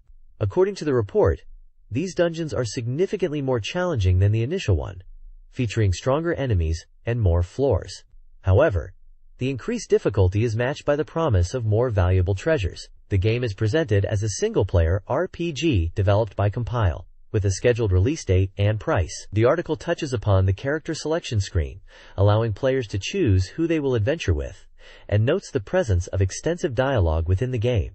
It encourages players to assess their own strength before venturing into these challenging areas.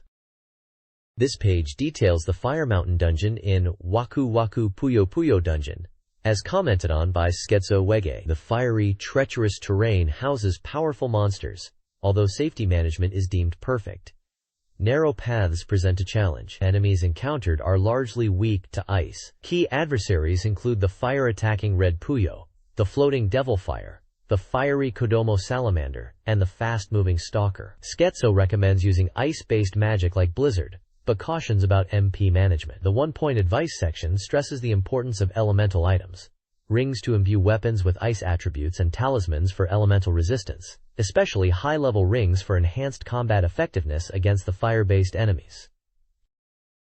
Welcome to Water Paradise in Waku Waku Puyo Puyo Dungeon, a water-themed area offering a respite from the Fire Mountain. The dungeon's wide linear paths and slower enemies ease combat. Beware of long-range special attacks, particularly from the Blue Puyo's ice magic, the Turtle Puyo's speed-down move, the Gunfish's water blasts, and the Medusa's paralyzing and poisonous gaze. Key advice includes using the shop to sell unwanted items, expanding its inventory, and enabling the purchase of needed items.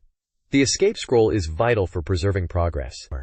Remember to check the shop's stock often, as it updates throughout the game. This page features the Waku Waku Puyo Puyo Dungeon Information Corner, hosted by Kikimora, offering essential knowledge for adventurers and including a development behind-the-scenes diary. The corner discusses traps, wana, describing types like fire pillars, falling rocks, splashwater, and arrows. It suggests increasing your wana level to make traps easier to avoid or disarm. A section on how to use the ground command explains its primary use for investigating the ground for items, but warns it can also trigger traps. A useful tip is to use items found directly from the ground if your inventory is full. For those struggling with combat, Draco's Beginner Battle Lecture provides tips, hinting at basic strategies or training exercises. The page also highlights a special bonus item, a map bandana, available with the first pressing of the game, showing its design and suggesting it's highly collectible. Finally, Wonderful Coke's development behind-the-scenes diary shares insights from the game's development, mentioning attractions like Fire Mountain, Water Paradise, and Starlight Stage, and noting that the difficulty of these areas increases after you clear them. This page features Idol Janshi Final Romance 4, the latest entry in this popular strip mahjong series coming to the Sega Saturn. The game showcases charming female characters designed by the well-known artist Katsuki Goku. It boasts high-quality stripping animations designed to blow away your daily worries. For the Saturn port, CGS for 5 returning characters have been updated, and a new map screen element has been added for the turn-based original mode. You can also enjoy authentic 4-player mahjong. Highlighted modes include the arcade mode, where you progress through a town using unique items and face opponents whose stats can change. The map screen is part of the arcade mode, depicting the town where events occur and items can be acquired. There's also a free match mode, allowing you to select from 12 characters, 11 girls and 1 non-human, to play standard 4-player mahjong, a new feature for this version. A special reports section confirms the Sega Saturn release, set for April 23rd, priced at 6,800 yen, noting a 95% completion status. It emphasizes the game's strong popularity in arcades and the quick decision to port the sequel to Saturn. Beyond the updated graphics and added free match mode, an adventure-style mode is also planned, promising plenty of content for players. The overall tone suggests this is a highly anticipated port, with significant new features. This page dives into the cast of Idol Janshi Final Romance 4 by introducing 6 characters featured in the arcade mode. We get profiles for Takamine Momo, a rich and slightly spoiled 15-year-old with a peculiar fondness for penguins; Ashizawa Saki, a charismatic hustler with aspirations of becoming a world-class gambler; the twin sisters Shunran and Suzerain, with Shunran being a famous idol and Suzerain having a quiet, thoughtful nature; Yamagami Shino, a laid-back shrine maiden dedicated to the mahjong god, whose notable physical charm is highlighted; and Ono Yuri, a beauty who loves glasses and manga, dreaming of becoming an artist and enjoying cosplay. The page provides visual context with character artwork, including alternate poses and interactions, giving players a glimpse into the diverse personalities they'll encounter in the game. This page promotes a Sega Saturn demo of the action game Burning Rangers. It highlights the immersive gameplay, encouraging players to experience the game firsthand. A special demo CD, offered for 580 yen through the magazine, provides a scorching hot experience. The demo lets players experience the first half of Mission 1, featuring the protagonist Shao Amabane. Notably, the character Tillis is not playable in this demo. Yuji Naka, the Sonic Team producer, mentions that the demo includes a time limit. Unlike the full game, the demo's opening sequence is unique, and key features like transforming power-ups and Navi calls are exclusive to the full version, building anticipation for the retail release. Screenshots reinforce the demo's limited character selection and showcase the game's title screen. The next page is all about the demo disc included with this issue, titled Satamaga no CD Volume 2, Let's Rescue. This is the demo for the incredible action game, Burning Rangers. Featured prominently is the character Tillis, who delivers the clear message that she'll only be appearing in the full retail version, not the demo, which is a neat way to tease her inclusion. The page includes screenshots showing Shao, the male protagonist you can play in the demo, heading towards the energy plant setting. There's also a shot of another rescue team member, adding to the sense of the game's collaborative rescue theme. The page also includes important usage notes for the Klydrum, covering health warnings like taking breaks and usage precautions for the disc itself. It also briefly mentions copyright information and where to direct inquiries about the demo content. Essentially, this page serves as the cover and instruction manual for the included Burning Rangers demo disc. This page serves as a detailed guide to the Burning Rangers demo disc included with the magazine. It's introduced as the magazine training mode version, offering explanations of actions and elements to help players enjoy the demo more, guided by the Burning Rangers themselves. It outlines how to start the demo, noting that unlike the previous disc, there's no menu.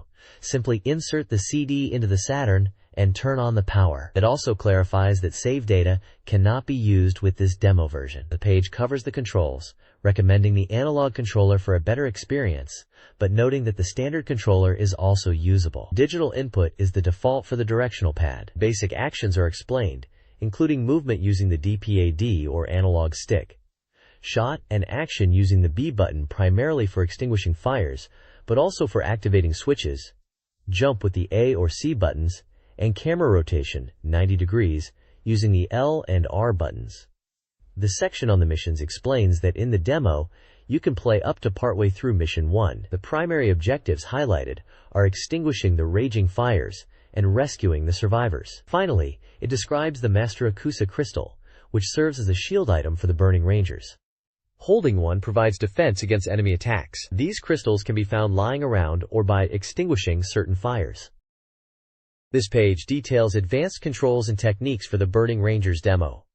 Players can unleash a powerful charge shot by holding the B button. Air movement is controlled with directional input and the jump button, while a double jump allows for higher leaps. Evasive maneuvers include forward and backward rolls for quick movement, and an emergency evasion technique to dodge explosions. Players can also grab ledges by jumping near them. Camera control is enhanced with the C key button combined with directional input for free camera movement, unlike the demo's limited camera turns. The navigal feature, Z and X buttons in the retail version, allowing for navigation from Chris, is not available. The page concludes by highlighting the game's theme song, Burning Heart's Angel of Flame, including lyrics and a commentary from the vocalist, and a visual controller map. The next page takes us deeper into the world of Burning Rangers, with a look at the third mission, Gravity Zero. Following the events at the ocean facility, the action shifts dramatically to a decommissioned space colony named Firebird, where the Rangers face the unique challenge of zero-gravity environments. The page highlights how the game's movement changes in these zero areas, requiring players to master the use of verniers, thrusters, to navigate through the complex, multi-layered map. The level design is noted as intricate, even more so than Mission 2, with tricky switches and barriers that may necessitate revisiting areas. New robotic enemies are introduced. The small, laser-firing Hatbee, designed for exterior dismantling, and the larger Gand, a dismantling heavy machine with rotating arms. Both are apparently rampaging and will attack the Rangers, adding to the peril in this unstable, partially dismantled colony. The colony itself is described as desolate and dangerous, with risks including meteoroid collisions. The report emphasizes that the story is progressing towards a climax and is connected to events from Mission 2, leaving the reader wondering what secrets the Firebird colony holds. This page effectively builds excitement for the new setting and challenges awaiting players. The next page dives deeper into Mission 3 of Burning Rangers, highlighting the extreme dangers faced in the space colony environment, where even the exterior is fragile. A critical note warns of a specific event scene where the fire extinguisher becomes unusable, making navigation and survival significantly more challenging, possibly the toughest part of the mission. The spotlight then falls on the Mission 3 boss, Argoyle Jig. Unlike previous organic bosses, this is a mechanical entity centered around a blue crystal core. Most attacks are ineffective against its general structure, requiring focused, continuous assault on specific points, indicating a difficult battle lies ahead. The fight takes place in a unique donut-shaped area within the colony. Although gravity is present, the curved walls make movement and standing difficult. The suggested strategy involves moving in sync with the boss and employing hit-and-run tactics, integrating jump charge shots to maximize effectiveness. Screenshots show gameplay moments, the boss in action, and even a scene suggesting a dramatic rescue attempt.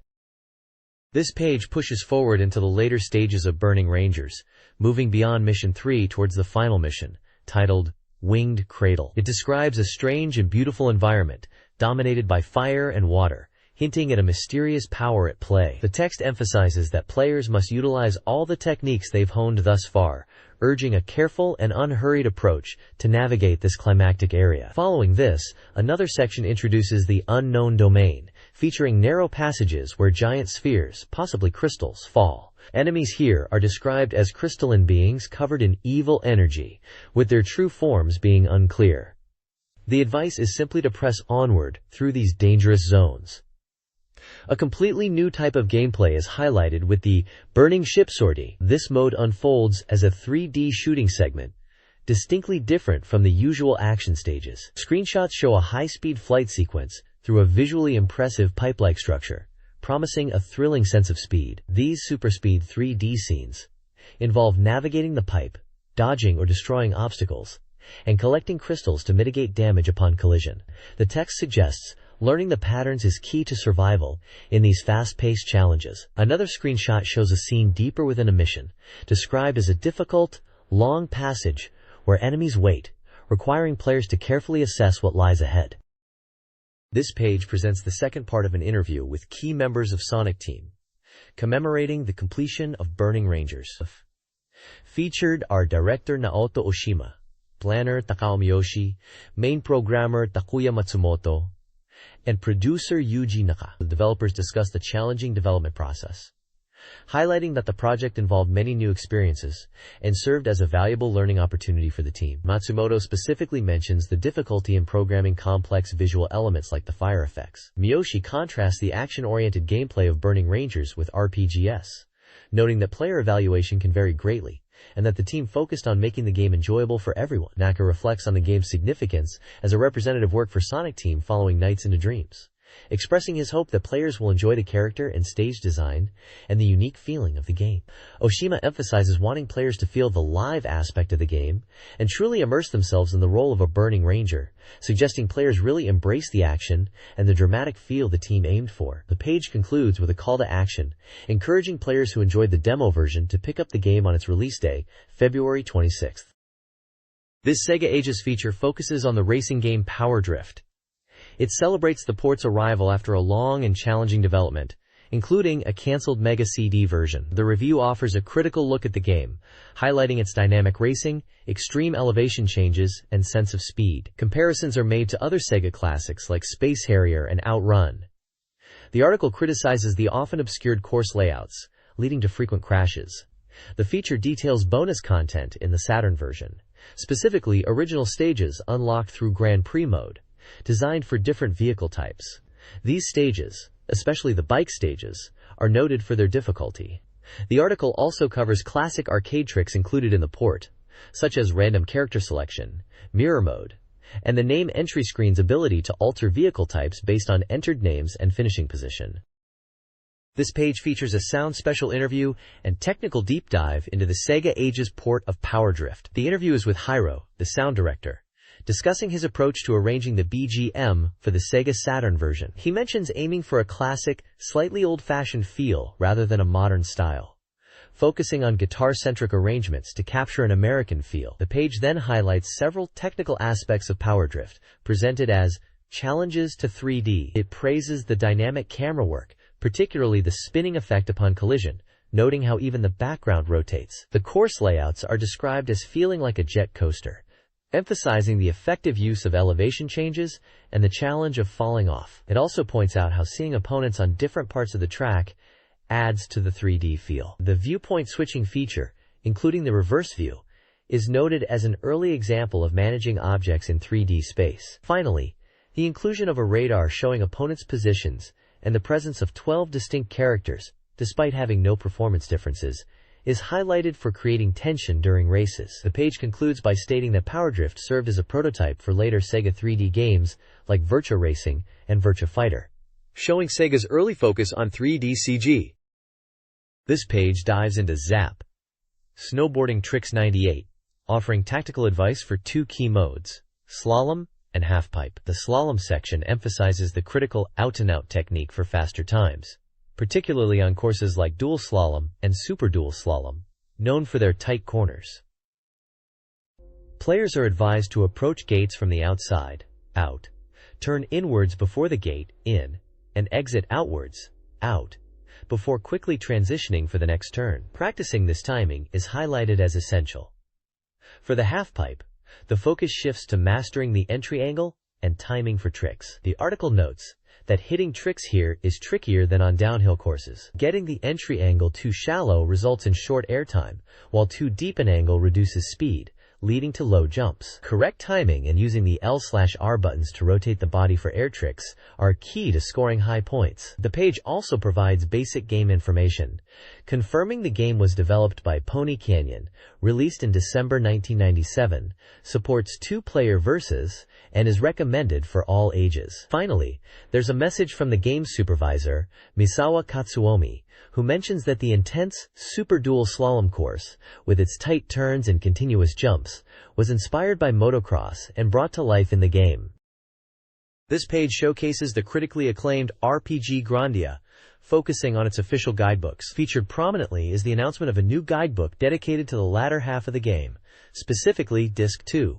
This comprehensive guide promises in-depth strategies supported by detailed maps, full inclusion of 3 special stages, and a complete listing of all items and monster data. This new volume is in a 5 size, with 160 pages, priced at 950 yen, and was scheduled for release in late February. The page also highlights the existing official guidebook, covering the first half of Grandia. This popular guide has already sold over 200,000 copies, and serves as an essential resource for players starting their journey. It includes introductions to the characters, explanations of the battle system, strategies for the first half of the game, Disc 1, and features a helpful Grandia glossary. This guide is in a 5 size, with 144 pages, also priced at 950 yen. Accompanying the text are various screenshots from Grandia, depicting iconic elements, such as a large, menacing monster, character portraits likely showing Justin and Fina, and an impressive aerial vehicle or environment, providing a visual taste of the grand adventure covered in the guides. The game's copyright is listed for 1997 by GameArts, and especially. This page is all about the Sakura Wars, the gorgeous Blooming Cherry Blossoms original video animation series. It prominently announces the release date for the second volume, set for February 25th on both LD and videocassette. The dynamic artwork features key members of the Imperial Combat Review's Flower Division, including Sakura Shinguji, the protagonist Ogami Ichiro, and the lovable Iris Chateaubriand holding her teddy bear. Smaller screenshots showcase other fan favorites like Sumire Kanzaki, Maria Tachibana, and Kana Kirishima, giving a glimpse into the animated adaptation of the game's world. Volume 1, titled The Flower Capital's Flower Battle, is highlighted as being already available. Each volume is priced at 5,800 yen, offering around 30 minutes of animated action. Early buyers of the first volume receive special bonuses, like a storage box and poster, while both volumes include liner notes. The page also promotes the 2-disc soundtrack CD release for the OVA, and briefly mentions an ongoing campaign from the Emotion label. This OVA series captures the spirit and characters of the beloved SEGA Saturn adventure. This page is the magazine's lively readers' submission corner, titled, Let's Party! Weekly Submission Edition, where readers are encouraged to aim for Submission King. The page features short, often humorous messages and illustrations from readers across Japan. Topics vary widely, from comments on the Nagano Olympics and figure skating to personal anecdotes. Several readers express their love for the magazine, Satamaga, and share inside jokes, such as appointing a chief of the humorous jaw department within a national Satamaga injury association. Readers discuss games like King of Fighters, pondering Stunk's future, and express their affection for characters like Sonic, who is featured in an illustration. Other illustrations accompany reader handles like Hakozaki Nechi, KM Daizaemon, and Kazamaru, adding a personal touch to the submissions. Overall, the page captures the interactive spirit between the magazine and its dedicated readership.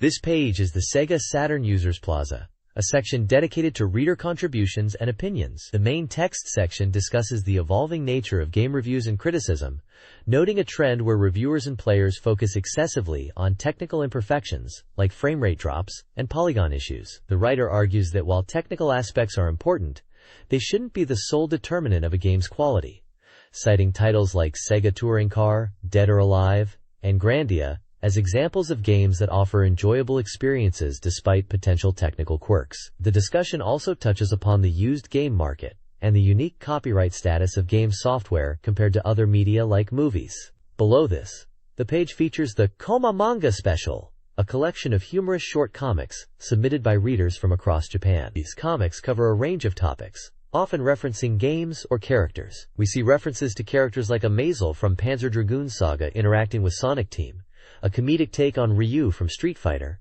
and characters Marl and Scott from a different RPG series, showcasing the diverse interests of the Saturn fanbase. This section offers a lighter, more visual form of reader interaction, complementing the textual discussions on the page. Overall, it's a vibrant snapshot of the Sega Saturn community's engagement with their favorite console and games. This page is the Koma Manga Special Tamago Arc, a fun section filled with humorous short comics submitted by readers from various prefectures across Japan. These comics offer a light-hearted look at the Sega Saturn world and beyond, We see contributions from Akamori Prefecture, featuring the Sega Saturn Sanshiro character, and references to the console itself. Niigata and Miyagi Prefectures contribute comics featuring characters clearly inspired by Neon Genesis Evangelion, with humorous takes on the mechs and pilots, including one section specifically titled Prototype Mecha Asuka-san. Tokyo contributions cover diverse topics, from golf and pinball, referencing a Kasei development room, to holiday themes, and even daily life observations like riding a bus. Fukuoka sends in comics referencing the Mega Drive era, Mega Drivers, and depicting characters designed like the Sega Saturn console itself. There's also a contribution featuring virtual pet-like characters, possibly a nod to the Tamagotchi craze of the time. The main text mentions that this week's Letters Park is dedicated to this Koma manga special, apologizing if some parts might be difficult to read, but expressing hope that readers enjoyed the unique content. Finally, there's a section listing the current points for the Posting King, recognizing readers who have regularly submitted contributions with a point system, and a special mention for those who have accumulated high scores. The next page presents the Earth Gallery, showcasing reader-submitted illustrations and comments. The upcoming themes for submissions are announced as Azel, and, as any Saturn fan knows, this refers to the masterpiece role-playing game, Azel, Panzer Dragoon RPG, and the unique sound novel Mashi, The City, Crossroads of Fate. Readers have submitted a diverse range of artwork, featuring characters from various Saturn hits. We see striking silhouettes from Shining Force 2i, vibrant fan art of Sonic the Hedgehog alongside Sakura Shinguji from Sakura Wars, and a piece featuring characters from Slayers Royal. One illustration featuring a character likely from Riglord Saga or Mystic Arc is highlighted as this week's number 1. Contributions span various prefectures and styles, including pieces related to the recent Coming of Age theme and a Valentine's Day illustration. The page also includes essential information for contributors, detailing submission rules such as using black ink on postcards, and noting that color illustrations are not currently accepted. It confirms the continuation of the points system for published work, where points can be redeemed for rewards, including Sega Saturn software. Finally, there's a practical notice about the change in postal code format effective February 2, 1998, and the submission address. This page showcases a collection of game-based comic and illustration anthologies. Leading the lineup is the new 4DX series, starting with a volume for the massive Game Boy hit, Pokémon. It features a wealth of talent contributing 4-panel comics, capturing the world of the game. Following up is the second volume in the series, dedicated to the popular fighting game series Battle Arena Toshinden. Both volumes are priced at 728 yen. The page then presents the Super Game Anthology comic series. This includes an anthology for the original Battle Arena Toshinden, featuring newly drawn comics and illustrations, including work by the official character designer, priced at 854 yen. Next are anthologies for Battle Arena Toshinden 2 and Goketsuji Ichizoku 2, Power Instinct 2. Both popular PlayStation fighting games, each filled with new manga and illustrations for 951 yen. Also featured is a book for Super Real Mahjong PV Paradise, bringing together 9 heroines from the series in original stories for 951 yen. Rounding out the selection is an anthology for the arcade and console hit, Darkstalker's Revenge, Vampire Hunter, packed with newly drawn comics and illustrations, available for 1,068 yen. All books are in a 5 size and range from 136 to 240 pages, offering fans deep dives into their favorite game worlds through the eyes of talented artists. The publisher is SoftBank Corporation. This page announces the results of the character-making contest held for the upcoming title, Dragon Force 2. The contest received around 1,000 entries, and 6 winners were selected. The winners will receive a special Dragon Force 2 panel. The article notes that development is progressing well towards a March release, and the large number of contest entries highlighted the high anticipation from fans for Dragon Force 2. The Sega development team expressed their gratitude for the numerous entries, acknowledging the difficulty in selecting winners due to the passion evident in the submissions. They aim to incorporate as much as possible, though some elements, particularly regarding professions, had to be adjusted based on game specifications. They apologize for any changes, but assure fans they are working diligently towards the March release. Dragon Force 2 is scheduled for release in March, priced at 5,800 yen. It is classified as a simulation RPG and is recommended for all ages. 2 of the winning character entries are featured. The first is Yami, a samurai character submitted by Sasaki Marasan, whose profile describes them as appearing cool, but actually being a bit spacey, yet intelligent in crucial moments. The second is Varchina, a magician character submitted by Shinohara Miki-san, described as a cool strategist type who is terrifying when angered and pursues their own path. This page continues showcasing the winning entries from the Dragon Force 2 character-making contest, highlighting 4 more fan-created characters chosen to appear in the game. First up is Lely, a character submitted by From Hiroshima. Lely's listed personality is Magician. Their winning word is, "This is also fate. I must face you, is that right?" And their profession is described as quiet, reserved. Probably a personality that doesn't stand out. Next we have Mayuka, submitted by From Aichi. Mayuka's personality is listed as Spirit User. Their word is a confident, "I'll show you my amazing power." Under profession, they are described as energetic, tomboyish, seems carefree at first glance, but is serious at heart. The third character is Shams, entered by From Nagano. Sham's personality is Knight. His word challenges, "Fighting? Just so you know, I'm strong." His profession is noted as the youngest child type who is loved by everyone. Finally, there's Urizen, submitted by From Ibaraki. Urizen's personality is Beast Warrior. His intense word is, "Will my hands be stained with blood again today?"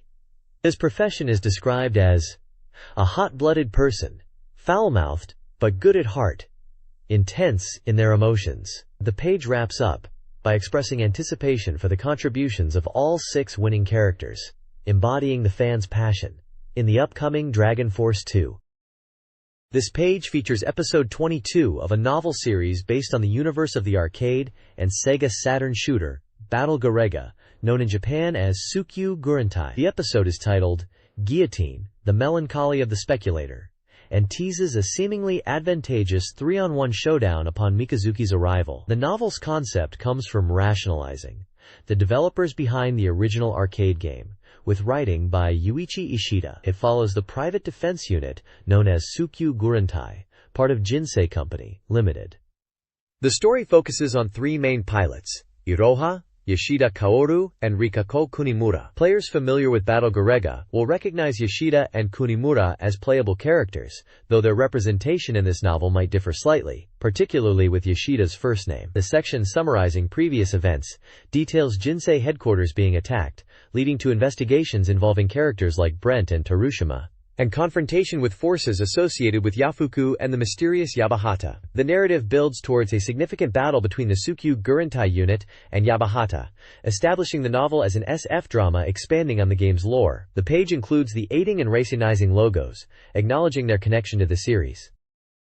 This page continues the serialized novel based on the intense arcade shooter, Battle Garega. After arriving on Mars, the protagonist, Mikazuki, finds himself in the middle of a high-speed aerial battle involving Yu Yahata's craft and another machine, likely Trishula from the game. Lasers slice through the air, missiles are launched and intercepted, and pilots perform daring evasive maneuvers. Mikazuki witnesses the chaos and experiences moments of intense frustration as voices chatter over the comms, including one possibly recognizing him. Amidst the action, a flashback or internal dialogue occurs, recalling a past conversation with Terushima, where Mikazuki is called underdeveloped, a term that resonates with him more than incomplete, tying into the novel's exploration of the idiot savant system and the controversial use of transplanted brains, including that of the craft's developer, Eiji Ashijima, within Yu Yahata's machine. The page also features profiles for key characters in the novel: Yu Yahata, the leader of the unit and pilot of the powerful craft; Ryota Suga, piloting Shigden; and Rikako Kunimura, arriving on Mars and bolstering Yu Yahata's capabilities. We also learn more about Eiji Ashijima, the original developer, and the lore behind Yu Yahata's consciousness, revealing it houses the combined brains of 5 people. The narrative continues to build on the game's world, adding depth to the characters and their complex motivations. The narrative plunges into the aerial combat of Battle Garega, with Mikazuki chasing Yu Yahata's superior machine, the Purple Lightning. Mikazuki, aware of the power disparity, struggles against Yahata's advanced speed and N.A.L.S system, He recognizes the decisive factor is reaction speed, implying Yahata has augmented his brain system. A confrontation with the voice of Terushima ensues, who questions Mikazuki's reliance on others, revealing his own machine houses 5 brains, including one belonging to Umori, a known terrorist. Mikazuki, disturbed, learns the voice is Terushima, who, having lost his body, is now Yu Yahata. The revelation sets a dark tone, hinting at a karmic twist and foreshadowing a grim fate. Mikazuki steels himself, focusing on the distant enemy aircraft. This page continues the intense narrative battle from Battle Garega. Mikazuki finds himself struggling against Yu Yahata's superior speed and the advanced NALS system of the Purple Lightning. Ong joins the fray, adding another layer of difficulty as Mikazuki's machine lacks the maneuverability to effectively counter him. Kunimura appears and interacts with Mikazuki, offering observations on the situation, suggesting a tactical pause and highlighting 2 potential scenarios developing in the battle. The combat escalates, with Ong deploying flares to decoy missiles, while Mikazuki prepares for a critical moment in the fight. Below the main narrative, a message from the developer Razalizing notes the 3rd anniversary of their title, Tsukyu Gurentai, and confirms that development for the Sega Saturn version of Battle Garega is actively underway, offering a brief personal glimpse into their activities. Finally, composer Manabu Namiki shares a short personal note about his daily routine and his relationship with music.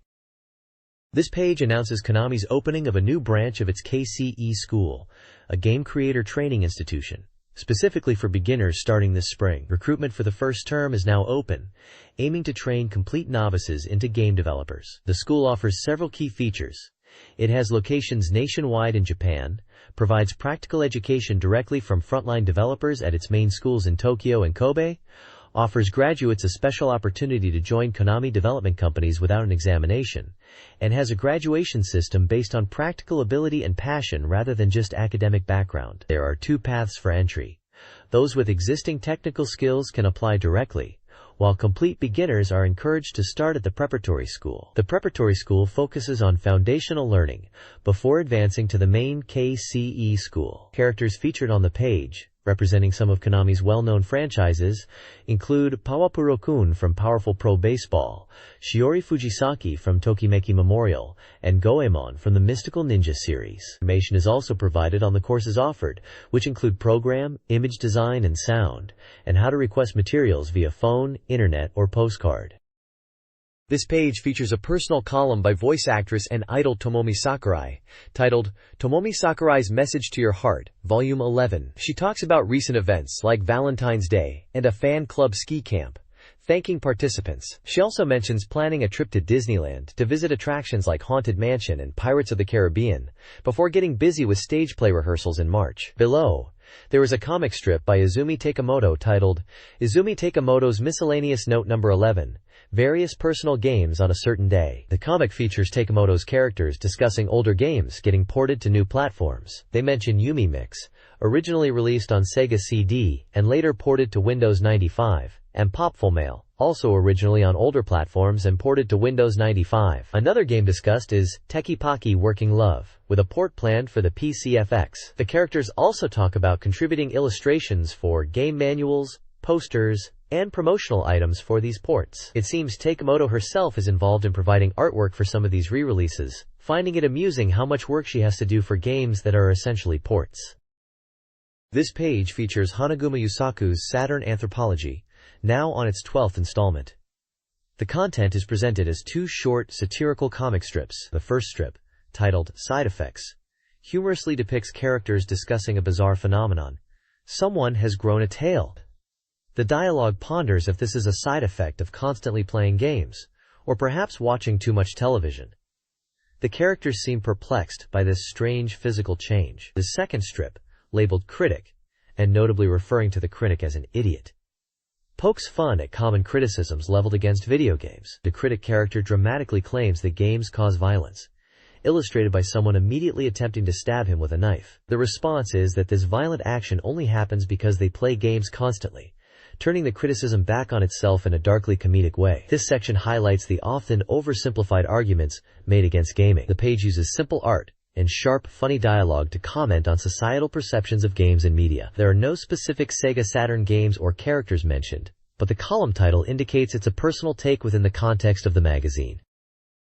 This page features a prominent advertisement for the first volume in the Satamaga MOOC series, a comprehensive strategy guide for the SEGA Saturn fighting game, Cyberbots: Full Metal Madness. This MOOC, presented by the SEGA Saturn magazine staff who brought the game to the console, is touted as an unprecedented ultimate guide. It was created over 3 months by a writer specializing in 2D fighting games, promising full coverage of both versus and CPU battles, packed with detailed data. The guide highlights its focus on tackling the game's impressive combo system, covering everything from basic moves to advanced techniques. A major draw for fans is the inclusion of new illustrations and treasured behind-the-scenes materials from the staff at Capcom. The guide itself is a 5-size, 160 pages, and priced at 1,500 yen, and the ad proudly declares it is now on sale. The page is adorned with striking images of several iconic mechs from the game, such as Blodia and Black Saotome, showcasing the detailed artwork and designs that players love. This page delves into the strategic depths of Twinkle Star sprites, focusing on mastering chain explosions to become the Chain Explosion King. The guide emphasizes that achieving significant chain reactions is paramount in this game, even more so than bullet dodging. It presents specific, minor character formation routes, and explains how to trigger effective explosions. The page details various enemy formations you'll encounter, providing diagrams and strategies for each. For instance, some formations drop from the top in simple patterns, making chains easy, while others snake across the screen or bounce off the sides, requiring careful timing. A key strategy highlighted is often reducing the endurance of tougher enemies first, or waiting for formations to gather before triggering an explosion at a specific point. It's a detailed breakdown aimed at players looking to maximize their score by expertly clearing enemy groups. This page continues the in-depth strategy guide for Twinkle Star sprites, focusing on the intricate enemy formations and how to achieve massive chain explosions against them. As the previous section emphasized, mastering these chains is key to high scores and becoming the Chain Explosion King. The page presents detailed diagrams and explanations for various enemy patterns, labeled Max 7 through Max 12. These diagrams illustrate the enemy movement paths, the timing required for triggering explosions, and specific points on the screen crucial for setting up large chains, often marked with letters like A or B. Strategies discussed include luring enemy groups to converge at specific points, prioritizing the removal of bubbles before triggering explosions, reducing the endurance of certain tougher enemies within a formation to facilitate chains, and timing the trigger based on enemy position or rotation angle. For instance, some formations require you to wait until multiple groups intersect in the middle of the screen, while others involve guiding a rotating group to a specific location before firing. The guide also highlights formations that are particularly difficult due to speed or erratic movement, offering specific tactics like focusing fire on the leading ships or utilizing particular turning points. It's all about understanding the flow of enemies and precisely timing your attacks to maximize the cascade effect of the explosions. This page features an extensive strategy guide for the dating simulation game After School Love Club: Etude of Love U, which tasks players with pursuing relationships with 12 different girls. The guide emphasizes the core principle of romance, stating that focusing deeply on one girl is essential rather than trying to juggle multiple interests simultaneously. The strategy breaks down interactions into key types: two-shot moments, which seem to be private conversations crucial for building affection; outings or dates, highlighting their importance for deepening the relationship and sometimes unlocking special events; and general dialogue choices. The guide provides tips on selecting the right topics and responses, noting that sometimes seemingly incorrect choices are necessary for progression. It also touches upon setting up promises or dates, explaining how to secure these opportunities, and the potential pitfalls like broken promises. Additionally, the page includes information about the release of a after-school fan club Kudram. This disc contains various bonus materials like 3D CG renders from the related after-school 3D club, mini package and manual reproductions, illustrations, and CG and voice data from the PC version of the game. It was available for Windows 95 and released in early 1998.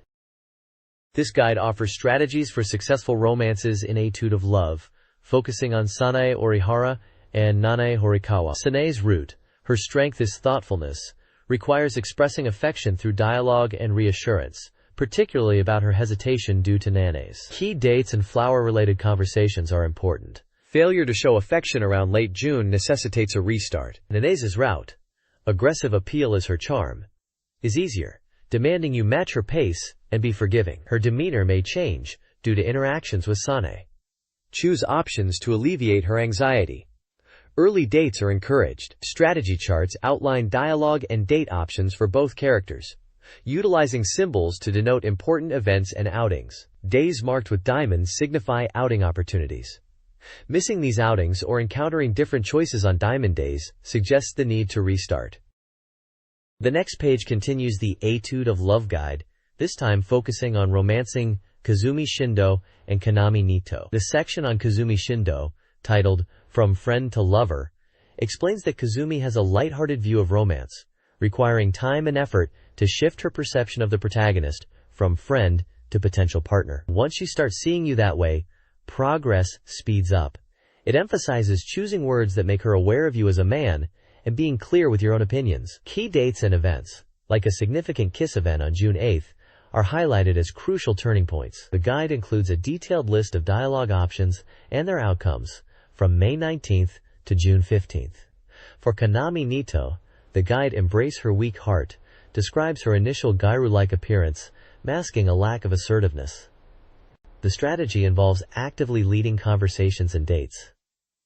Being a supportive figure, particularly when she's worried, is important for building affection. The guide suggests being proactive and not hesitating to pursue her. Similar to Kazumi, there is a list of dialogue choices and key dates for Kanami, from May 21st to June 15th, outlining the path to a successful romance. Both sections include checkpoints, with screenshots showing specific scenes or dialogues to aim for. The next page continues the Etude of Love dating guide, focusing on two more potential partners, Hinako Kawai and Mutsumi Horikawa. For Hinako Kawai, the guide titled Appeal to Her Reliable Side explains that she's inexperienced with romance and relies heavily on her younger brother. The strategy is to show her you can be a dependable figure. The initial focus is on building comfort through everyday conversation, emphasizing your unique presence. Key events include a bicycle date and clearly expressing your intentions to move beyond friendship. The page provides a list of crucial dialogue choices and their outcomes across various dates in late May and early June to help navigate these interactions. Checkpoints highlight specific scenes to aim for. The guide from Mutsumi Horikawa, titled Showing Your Childish Side is Also Okay, describes her as cautious and initially hesitant to accept dates. Building trust gradually, through short, frequent conversations, is vital. Since she's uncomfortable in social settings like the club, offering reassurance and demonstrating reliability is key. It's important to respond seriously to her questions and engage with her hobby, picture books, to build confidence. Being proactive is encouraged, and earnestness can lead to significant moments, like a kiss on the second date. The guide includes dialogue options and outcomes from late May to mid-June, along with screenshots marking important checkpoints in the romance progression. The next page continues the Etude of Love dating guide, detailing strategies for three more potential partners. First is Rinko Yusa, presented as an idol from a good family who yearns for a normal life. The guide suggests you act as a supportive figure, leading conversations while being kind. Be patient when she cancels dates. The key is to help her gain independence, even by discussing sensitive topics like leaving home.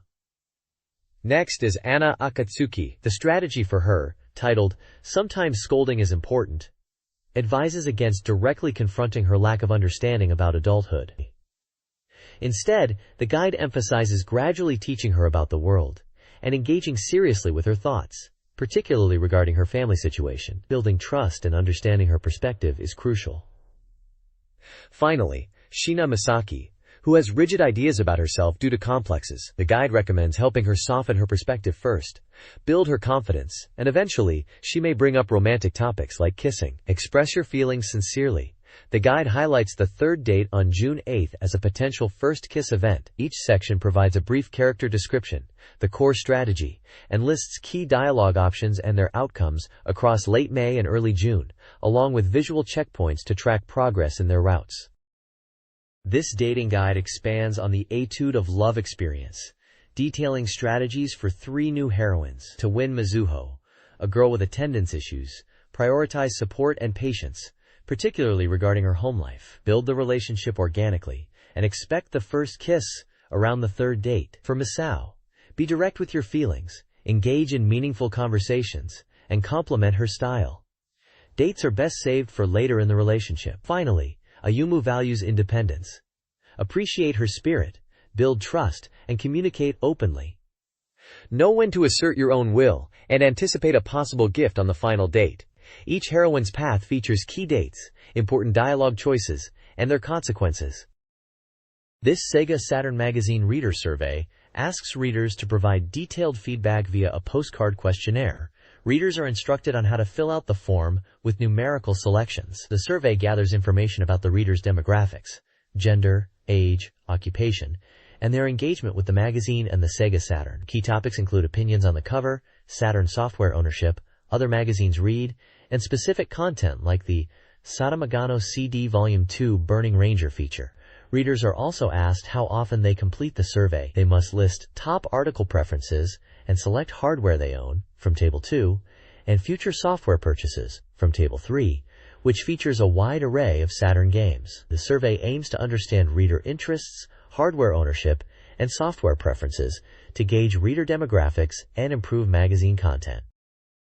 This page features a striking advertisement for Koei's horse racing simulation game, Winning Post 3, for the SEGA Saturn. The main image shows a seemingly ordinary family wearing colorful lucha libre-style masks, cheekily labeled the Winning Post Tribe, suggesting that anyone can join the fun. The core appeal highlighted is the deep gameplay revolving around bloodline breeding, described as super fun. The goal is to raise strong horses and aim for supremacy in the competitive world of horse racing. Key features promoted include the ability to utilize real-name jockeys, challenge prestigious real-world races like the Arc de Triomphe, and interact with a large cast of characters, such as beautiful secretaries and advisors, adding depth to the horse owner's life. The game was released on April 2nd for 6,800 yen. The page also announces a special Winning Post 98 Spring Cup commemoration event, where players could compete by sending in game passwords for a chance to win prizes. Additionally, related merchandise like guidebooks and an image song album are briefly mentioned, expanding the Winning Post universe beyond the game itself. This advertisement effectively captures the unique blend of serious simulation and quirky presentation that the series is known for. This page is an advertisement for the SEGA Saturn version of Koei's historical simulation game, Nobunaga's Ambition, Shosei Roku. The striking artwork features the imposing figure of Oda Nobunaga, with lightning flashing in the background, surrounded by other samurai warriors and a female character, conveying the dramatic atmosphere of the Sengoku period. Smaller screenshots showcase the game's strategic map view and tactical battles. The game, scheduled for release on April 2nd at a price of 9,800 yen, is promoted as the latest entry in the Nobunaga's Ambition series, with a completely revamped system. It highlights strategy unfolding on a single, continuous map, creating a sense of tension and enabling more intricate and diverse tactics based on land units. Players are challenged to expand their territory, advance their armies meticulously, and achieve unification through fierce battles, aiming to become the new star that signals the end of the chaotic era. The advertisement also mentions related guidebooks that delve deeper into the game's strategic elements. Information for mail order and accepted payment methods is also included. This page showcases 3 new simulation games from Koei. First up is Nobunaga's Ambition, Sengoku Gunyuden, a historical simulation game that promises a realistic portrayal of Japan's chaotic Sengoku period with vibrant warlords. The artwork features Oda Nobunaga and other samurai, hinting at the intense strategic gameplay. It's slated for release on April 2nd, priced at 5,800 yen. A hyper guidebook for the game is also advertised as already released. Next is Pacific Theater of Operations 2 Eyes, with Power Up Kit, a war simulation game. The striking image depicts naval and air combat, along with portraits of key figures like Admiral Nimitz. The game boasts detailed data, sea and air elements, and features 7 fictional campaign scenarios, offering a deep and engaging experience for strategy fans. It is scheduled for release on March 26th, priced at 9,800 yen. Finally, we see Uncharted Waters Gaiden, a side story building upon the system of the acclaimed Uncharted Waters 2. Featuring 2 new protagonists, the game promises a high degree of freedom and a rich, voluminous story that surpasses the previous installment. This maritime adventure romance is already available, priced at 6,800 yen. The page concludes with information regarding Koei's contact details and homepage. This page is a promotional piece for the Imadio official book, for the game Eve, the Lost One. It features key artwork from the visual novel, showcasing some of the main characters including a woman holding a gun and a man looking over his shoulder, along with another prominent female character. The book is described as a prologue of Lost One, and aims to let players experience the game before its release. A major highlight is the included demo CD-ROM for the SEGA Saturn version of Eva the Lost One. This demo allows players to watch the game's opening movie and get a feel for the game system, providing insights into the mysteries of Eve. The book is published by SoftBank and was scheduled for release on February 25th at a price of 1,280 yen. This page focuses on the official guidebooks for Puro Yaku Team Motsukuru, known in English as Let's Make a Pro Baseball Team. This is presented as the third installment in the Tsukuru, or Let's Make series. The page challenges the reader to bring a new wave to the world of professional baseball by managing their own team. Two separate official guidebooks are featured. The Aikiki Hen, or Go-Go chapter, was scheduled for release in late February 1998 with an estimated price of 950 yen. The Yarikomi Hen, or Deep Dive chapter, was set for a late March 1998 release, priced at 1,400 yen. The page includes illustrations of the game's distinctive character style and screenshots showing the baseball field and player interactions, capturing the game's charming aesthetic. A highlighted section details the 4 key points covered in the official guides, essential for success in the game. These points are team management, player development, camp training, and player data analysis, each accompanied by relevant icons. This breakdown suggests the guides offer comprehensive strategies for mastering the various aspects of running a baseball club in the game. This page is dedicated to promoting the first photo essay by Oji Hiroi, the renowned creator behind hit series like Tengai Makyu, Far East of Eden, and Sakura Taisen, Sakura Wars, titled Continuation of Dreams, Vietnam, Nippon.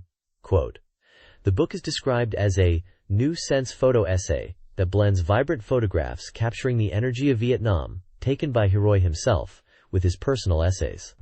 These essays draw connections between his experiences in Vietnam and his upbringing in Tokyo during the Showa 30s, offering insight into the wellspring of his inspiration." The book features 136 pages, is B5 size, hardcover, and is currently on sale for 1,800 yen, published by SoftBank.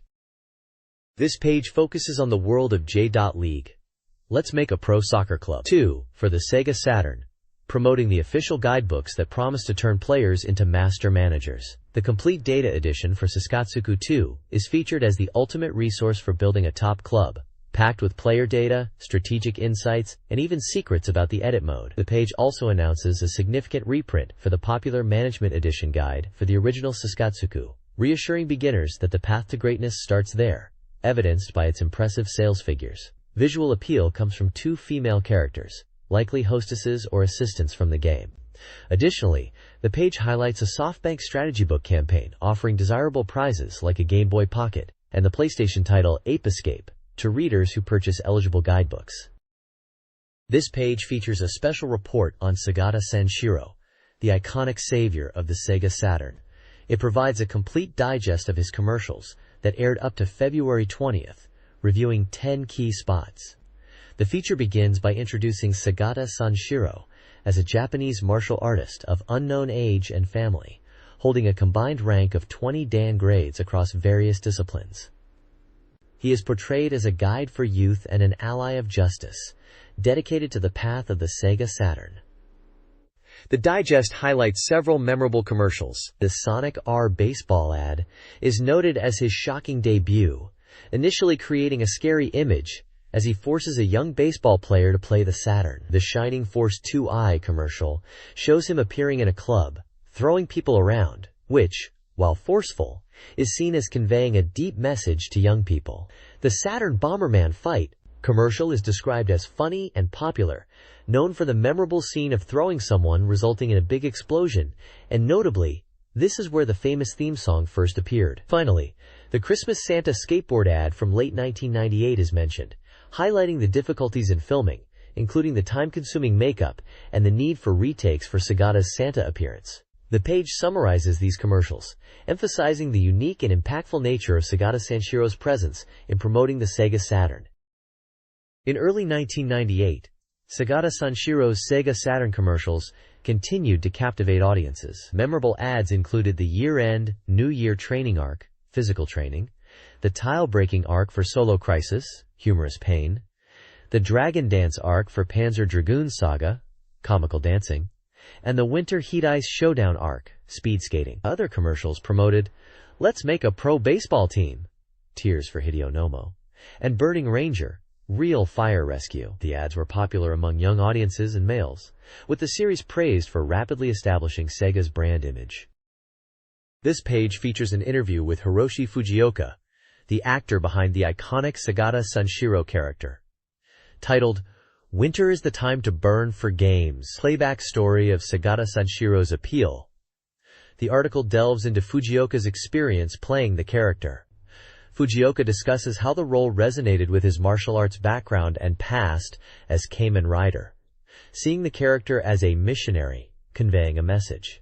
He expresses that playing Sagata Sanshiro was simply enjoyable, and reflects on the impact of the commercials, mentioning specific ones like the ones for Bomberman and Panzer Dragoon Saga, Ugzel in Japan, noting how they brought back youthful memories. He talks about the positive public reaction, especially from younger generations and longtime fans of his work. The page also includes his profile, detailing his extensive martial arts background and acting career. There is a small section detailing a contest where readers could win signed goods from Fujioka by submitting their thoughts on the article or Sagata Sanshiro.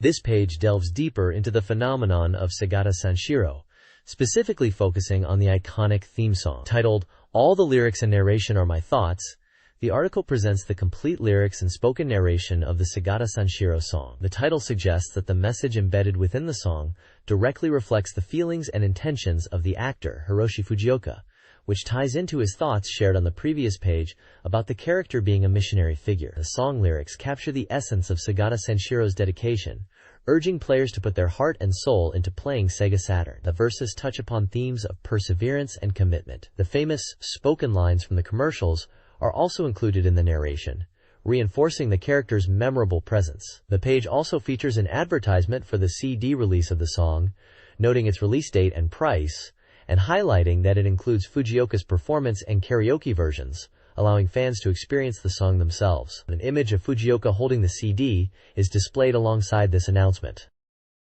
The next page focuses on the upcoming Tokyo Game Show 98 Spring, highlighting that it's just 1 month away. The main headline encourages readers to check out the latest titles for the first half of 1998. The page provides essential details for attendees, including the general public dates, March 21st, 22nd, the venue, Makuhari Messe, and admission fees, 1,000 yen on the day for adults.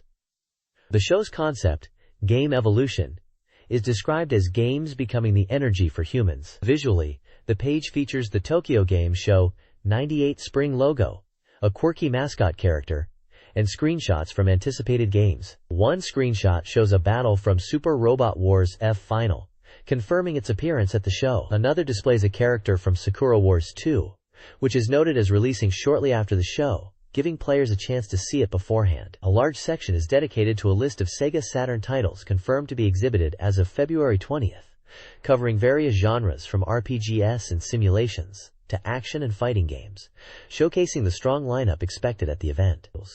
While extensive, the list provides a snapshot of the diverse range of titles Saturn owners could look forward to playing soon. This preview builds excitement for the show, promising a look at many highly anticipated releases just around the corner. This page dives into the immediate future of Sega Saturn releases, splitting its focus between brand new titles and highly anticipated games just about to launch. A striking illustration featuring several anime-style female characters in a dark, gothic setting dominates the top of the page, hinting at the mood of one of the featured adventure or visual novel titles. The left side, under the heading New Release Title, highlights games recently hitting stores. This includes titles like Princess Maker Pocket Dream Fairy, a compilation from the Arcade Gears series featuring 3 wonders, and the classic Zork collection, bringing text-based adventure gaming to the Saturn. Looking ahead, the right side, under Coming Soon Soft, previews games on the cusp of release. Players could look forward to intense action with celebrated shooters like Battle Garega and Stella Assault SS, popular simulation games such as the Convenience Store 2 and a J.League soccer title, and even Western classics making their way to the system, including Wipeout XL and the fighting game Primal Rage. A smaller list also teases other upcoming titles, notably adventure games like Tsuchipai Adventure, Doki Doki Nightmare, and Dukoku Soshite, as well as the RPG The Legend of Heroes V, A Tear of Vermilion. Overall, the page serves as a quick reference guide, directing readers to detailed previews of the diverse range of games available now or arriving very soon on the Saturn, complementing the preview of upcoming titles from the Tokyo Game Show. Princess Maker Yumemiru Yusei, the Saturn version, is the focus of this page, highlighting its features as the definitive edition of the game. Players will raise a fairy girl, with parenting style influencing events, expressions, and job endings. The Saturn version boasts exclusive content not found in the PS version. New additions include festival events, potentially leading to a prince encounter, and expanded job choices for the father, such as merchant and tailor. Fan-favorite daughters from previous games return as key characters. New characters introduced include Patricia, a rival dancer, a unique cat prince, and Anita, a skilled fighter. The game retains the series' signature fantasy art by AKI Takami. The initial production run includes a bonus poster by AKI. The page also promotes related CD-ROM art books featuring AKI's illustrations. This page features Wonder 3/Arcade Gears, the third entry in Jexing's Arcade Gears series, offering a collection of 3 arcade games on one disc. This release provides action, shooting, and puzzle gameplay, described as 100% complete and 3 times the fun. The compilation includes 1. Roosters, an action game where 2 heroes embark on a journey to find the legendary vehicle, the Chariot. The page shows character art and dynamic action scenes. 2. Chariot. Following the events of Roosters, this is a shooting game where the heroes, now in possession of the Chariot, must rescue a princess. It's noted to follow the style of Capcom's classic Ghosts and Goblins series. Screenshots show intense aerial combat. 3. Dawn. Dawn Puru, a puzzle game starring Dawn, a rabbit, and Pull, a squirrel, who work to restore peace to their village by pushing blocks to defeat enemies. The page displays various puzzle layouts and charming character art for the protagonists and enemies. The collection offers a distinct variety of gameplay experiences, perfect for those seeking multiple genres on a single disc.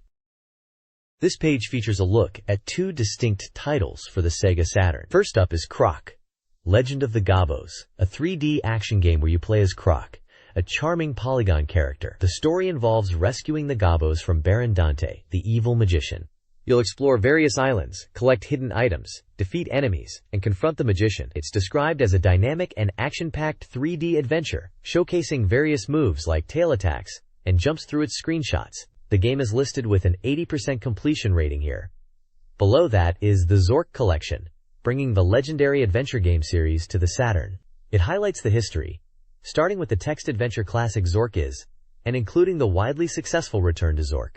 This collection blends the nostalgic feel of text input with the visuals of the later installments. The description notes that the later Zork titles feature streamlined controls compared to the original, allowing players to immerse themselves more fully in the story. Screenshots show various scenes from the games, emphasizing the blend of text and graphics. This collection boasts a 100% completion rating, suggesting it's ready for release.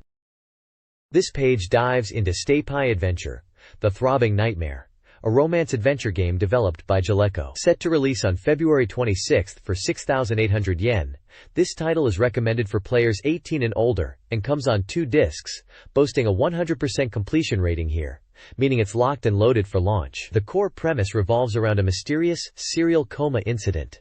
You'll spend a crucial week protecting various girls from the malevolent entity known as Lilim. The gameplay progresses day by day, starting with meeting a girl named Kyoko and being introduced to others, deepening relationships, and eventually facing off against Lilim in a final battle that incorporates puzzle elements. Screenshots showcase character interactions, dialogue choices, and glimpses of the game's visual style. The game promises fun dates and includes minigames, suggesting a blend of story progression and interactive elements. It looks like a classic adventure game structure, where your choices and interactions over the week determine the outcome, as you try to save the girls and uncover the truth behind the nightmares. The page teases that there's more to come on the next page. This page continues the preview of Stay-Pai Adventure, The Throbbing Nightmare, focusing on the game's setting and key characters. It introduces the town of Kamikaga, described as the stage for encountering unique and charming girls and experiencing exciting events. Several characters are highlighted with screenshots and brief descriptions, often linked to specific locations. These include Kyoko at You and Me, a first encounter in the game, Tsukasa Ichimonji associated with the Defense Force base, Arisu Fujisaki seen at the office, and Cecil connected to the church. Each character snippet gives a glimpse into their personality or circumstances within the game world. The page also features a detailed overall map of Kamikaga, illustrating the locations mentioned above and other significant spots in the town. The map includes numbered points of interest such as Anbai Zoo, a hospital, a high school, an apartment complex where the player lives and May's room is located, and more. The map serves as a guide to where girls return at night and where specific events will take place, reinforcing the game's exploration and encounter-based gameplay loop. This overview provides a solid foundation for understanding the game's setting and the opportunities for interaction within it. This page continues the deep dive into Staypai Adventure, The Throbbing Nightmare, showcasing more of the eclectic cast and settings you'll encounter. You're introduced to Sayuri Kawamoto, featured prominently in a bunny outfit linked to the rabbit house, a location hinted at being a lively spot. We also see Rumi Sasaki, a nurse working at the hospital, and Shiho Katagiri, from the opulent Katagiri residence. Further characters include Miyuri Sakurai, a patient staying on the second floor of the hospital, Sanae Makieda, a maid at the Reika residence, and Yuki Mizuno, in her school uniform representing Kamiyuga High School. The page also highlights Reika Tachibana herself, shown inside her residence, and even features Miruku, a rabbit connected to a rabbit hut near the hospital.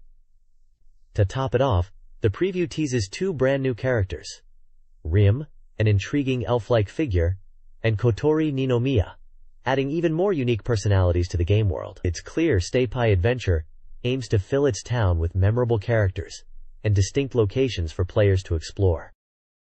This page is all about the Legend of Heroes IV, a tier of Vermilion, known as the White Witch, on the SEGA Saturn, highlighting the game's voice acting cast as its release is imminent. The page features a vibrant illustration of the main characters, Julio and Chris, central to the adventure. A significant focus is placed on the voice work, introducing the actors behind the main characters. We see portraits of the talented cast, including Hoko Kuwashima as Julio, and Kotono Mitsuishi as Chris. Other notable voice actors for characters like Charla, Goose, Roddy, and Alf are also featured, along with cute chibi representations of their characters. The text emphasizes the game includes not just movie events, but also in-game voice events tied to character actions, urging readers to look forward to the passionate performances from the perfectly cast voice actors. The page also hints at the content style, describing it as a pilgrimage journey guide that follows the two main characters as they traverse the world of Tiriswheel. There's even a mention of an interview with the game's director. This page serves as an exciting preview, building anticipation for this classic Falcom RPG, ported by Hudson Soft. Julio and Chris's adventure in the Legend of Heroes IV continues aboard the Eagle's Talon, a passenger ship sailing from Fortasia to Menat. They're treated as crew members, befriending passengers and crew while adapting to ship life. Their first day involves deck cleaning and cooking, with some comedic failures. The theft on board ignites a mystery.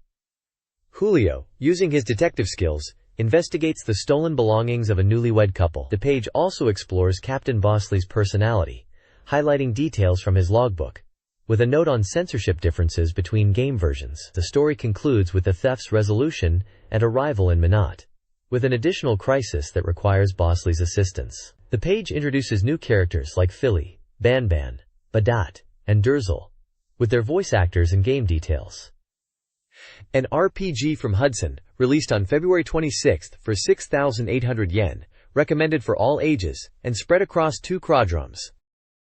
This page features the third installment of the How to Walk Tirasad guide for the Legend of Heroes IV, focusing on the country of Kanem. Situated beyond the Double Dragon Valley, Shinome's capital, Dice, is a flourishing city thanks to its state-run casino, a sharp contrast to the desolate and impoverished towns elsewhere in the country due to the difficult terrain unsuitable for farming. The guide highlights the casino as a key attraction, offering games like roulette and blackjack, and notes the scenic Sanmi Bridge on the border with Ambush as a sightseeing spot. Players are warned about the dangers of the casino, advising beginners to be wary of seductive offers that can lead to losing large sums and even ruin. Interestingly, the guide suggests that if players do lose their money, they might learn a more fulfilling way of life by visiting the people in the poorer towns who live closer to nature despite their hardship. Encounters with monsters in populated areas are rare, mostly limited to easily handled creatures like lone wolves in specific environments. The page also mentions a unique culinary experience: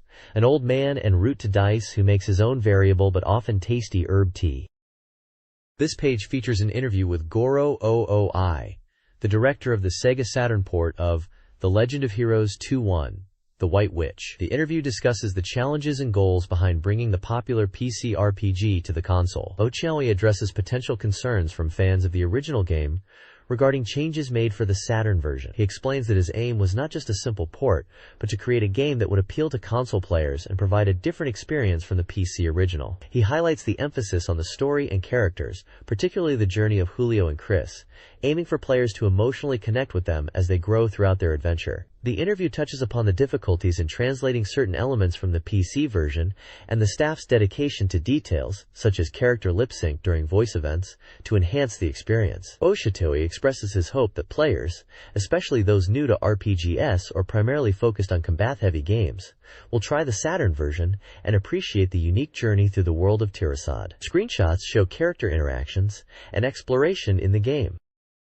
This page is a comprehensive preview of the upcoming trap adventure game, Dukoku Soshite, just 1 week before its February 26th release. It serves as a final system check and character relationship recap for players. The core objective is to escape a trapped, abandoned mansion by finding helpful items and solving intricate puzzles. The game utilizes systems like Direct Search Reaction, DSR, which allows players to click anywhere on the screen to get information or find hidden items and trap hints, and Trap Divergent Story, TDS, suggesting that choices related to traps can affect the narrative path. Exploration is key, requiring players to investigate dark areas with tools like a flashlight. The setting is a sprawling, ominous, abandoned house featuring a variety of rooms, some appearing surprisingly normal, while others feel distinctly like prisons. Players are not alone in their plight, tasked with protecting a girl from the pervasive fear of death. The presence of a partner also changes how the environment reacts to the player's actions, adding another layer to the investigation. Finding items and solving traps are crucial steps, as the story cannot progress without them. This preview emphasizes thorough searching and interacting with everything in the environment. This page continues the preview of Dukoku Soshite, focusing on the 10 individuals trapped in the abandoned mansion and their relationships. It lays out who was on the bus involved in the accident, who was in the car also caught up, and introduces 2 additional mysterious characters who ended up at the mansion separately. Brief descriptions are provided for each person, hinting at their personalities and connections, such as childhood friends, teachers, and fellow travelers, along with 2 enigmatic figures who weren't part of the initial accident groups. The page also details the Trap Divergent Story system, explaining how the game presents traps that can be solved in various ways, often using different items. The key point is that the item chosen to resolve a situation or trap directly impacts whether the attempt succeeds or fails, and, crucially, branches the narrative, leading to different scenes and story paths. An example is shown in the boiler room scenario. Using one item successfully allows characters to take a bath, leading to a specific scene, while failing with another item results in a different outcome and conversation sequence elsewhere. This highlights the importance of item selection in navigating the dangers and unfolding the story of the game. This page dives into Konami's Sega Saturn exclusive J.League soccer title, J.League Jikyu Anju Striker. It prominently features screenshots of the game in action and details its core gameplay mechanics. The main highlight is the unique action button system, described as a key to victory alongside the AB simultaneous press. The page explains that the concept for the action button originated from Konami's NBA basketball game series, likely referring to NBA Power Dunkers. This system allows players to perform various context-sensitive techniques simply by pressing the action button, offering different results based on the in-game situation. Pressing the A and B buttons together, the AB simultaneous press, unlocks special cooperative techniques between players. The page also includes a special interview with the development director from SEGA Sapporo. The director discusses the decision to create a new, independent J-League series for the Saturn, separate from Konami's well-known JICU Powerful Soccer series, known internationally as International Superstar Soccer. They aim to create something unique that could only be experienced on the Saturn, emphasizing the original elements like the action button system. Techniques executable via the action button and AB simultaneous press are briefly listed, covering offensive and defensive maneuvers like feints, tackles, heel lifts, and volleys, as well as cooperative plays triggered by the AB press, such as wall passes and through passes. This page continues the deep dive into Konami's Sega Saturn exclusive J.League JICU Anjou Striker, featuring an extended interview with the development director from SEGA Sapporo. He emphasizes their goal of creating a game with simple controls but significant depth, appealing to both newcomers and seasoned players, highlighting this as a core theme. The action button system is again mentioned as a key feature providing enjoyable techniques. Regarding the graphics, a major focus was placed on smooth player movement and varied animation patterns. The director also talks about the game modes, detailing 6 different options including Exhibition, J-League Season Play, Tournament, All-Star Matches, PK, Penalty Kicks, and a comprehensive training mode covering various skills like shooting, dribbling, and defense. A particularly interesting feature is the Customize mode, allowing players to create their own original clubs and players, even allowing them to field a team based on Consadole Sapporo, which is not officially included in the game's standard roster for the 97 season. The commentary team is also highlighted, featuring popular Japanese commentators John Kabira and Yasutaro Matsuki, aiming to enhance the game's atmosphere. Screenshots showcase the game's perspective and visuals, including a news screen displaying match results and a training mode scenario.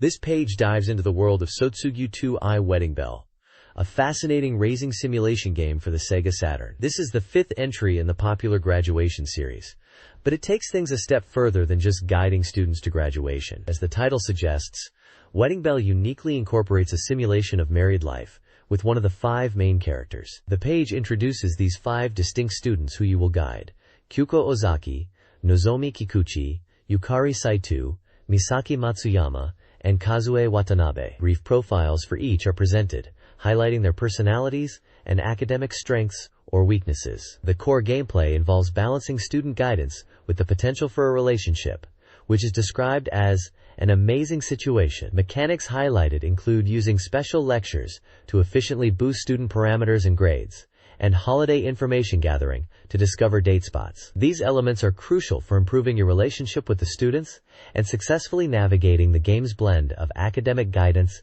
and romantic simulation. Developed by Shogakukan Production, the game was scheduled for a March release at a price of 6,800 yen and is recommended for all ages, which is interesting given the marriage theme. The game was apparently 90% complete when this article was published, promising a unique twist on the familiar series format.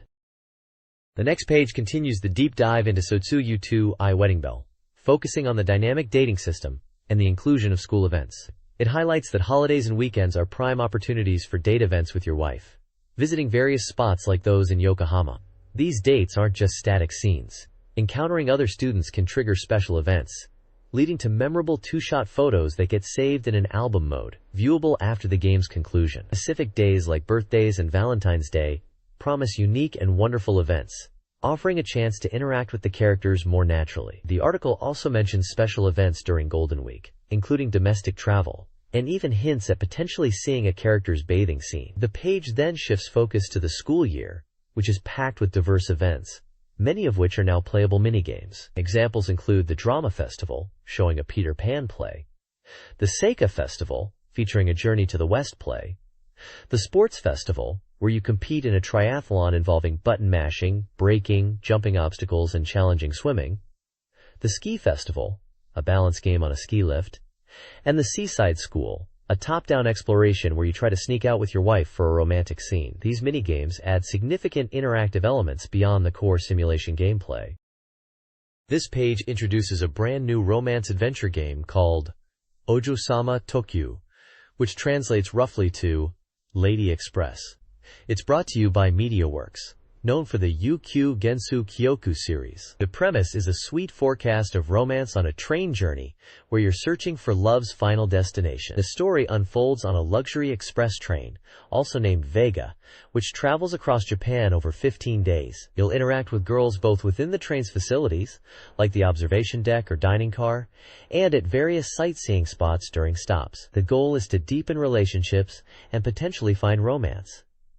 The game features 13 different girls to meet, each with their own personality and background. The gameplay alternates between car mode and sightseeing mode. Car mode focuses on interacting with the girls on the train, while sightseeing mode takes you to famous landmarks across Japan, such as Sapporo, Tokyo, Kyoto, and Hiroshima, where you can enjoy dates and take memorable photos with the girls. The game includes a map showing the train's current location and schedule. This looks like a charming and unique dating sim, blending the classic visual novel style with travel and exploration elements. The developer comments mention being surprised by the sheer volume of character voice work and express anticipation for the game's scale and potential.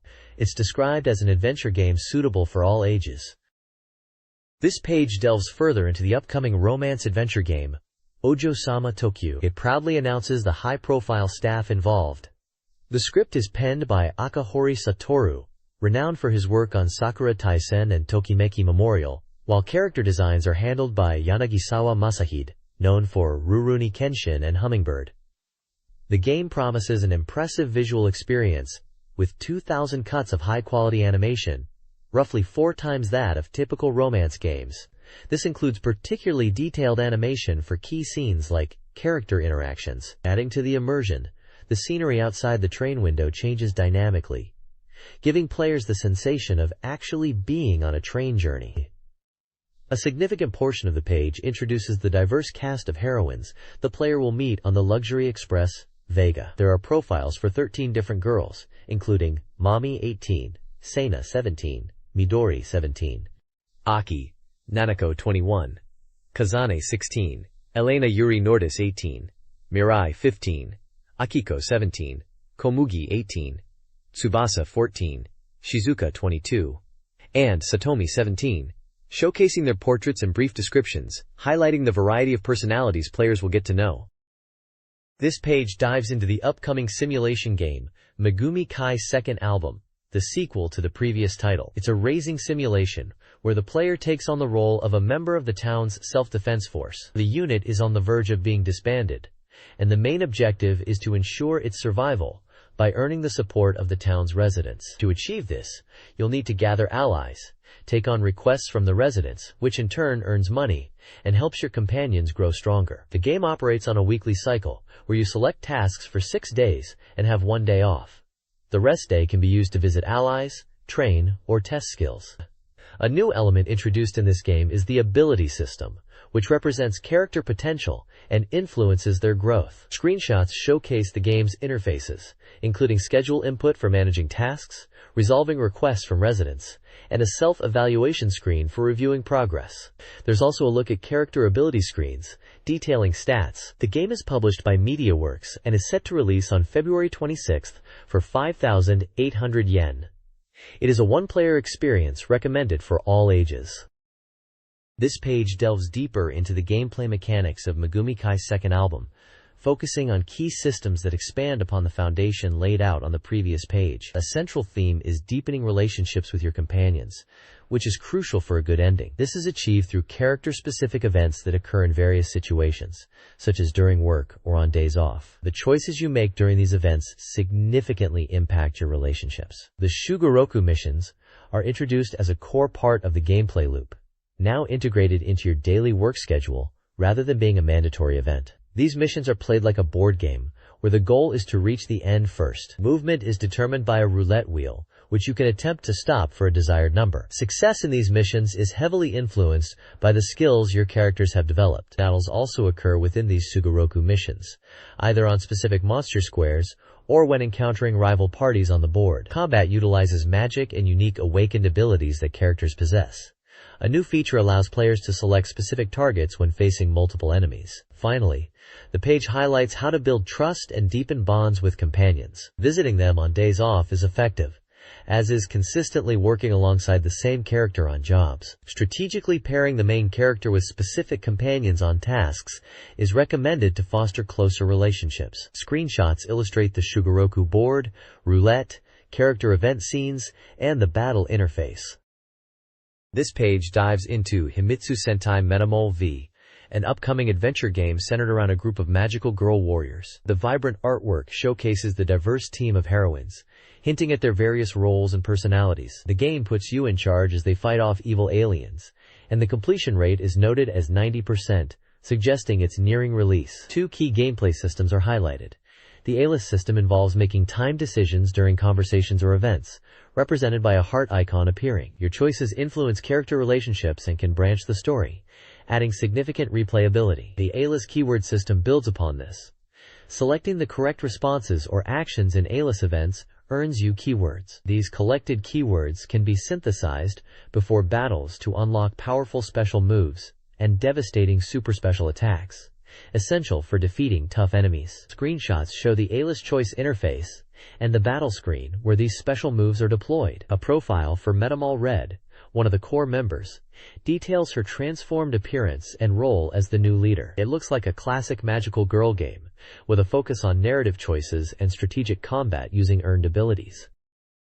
This page dives deeper into the world of Himitsu Sentai Metamol V, the upcoming adventure game about a secret squadron of schoolgirls defending Earth. It introduces the core team members beyond just Metamol Red. We learn about Metamol Yellow, the easygoing bunny girl who attacks with a fan; Metamol Black, the polite lady in a cool bondage costume with head beams; Metamol Blue, the boyish former sub-leader who uses iron sand; and Metamol Purple, the pop idol nurse. Each character has a unique, transformed look and fighting style, hinting at diverse gameplay possibilities. The page also provides a digest of the early story.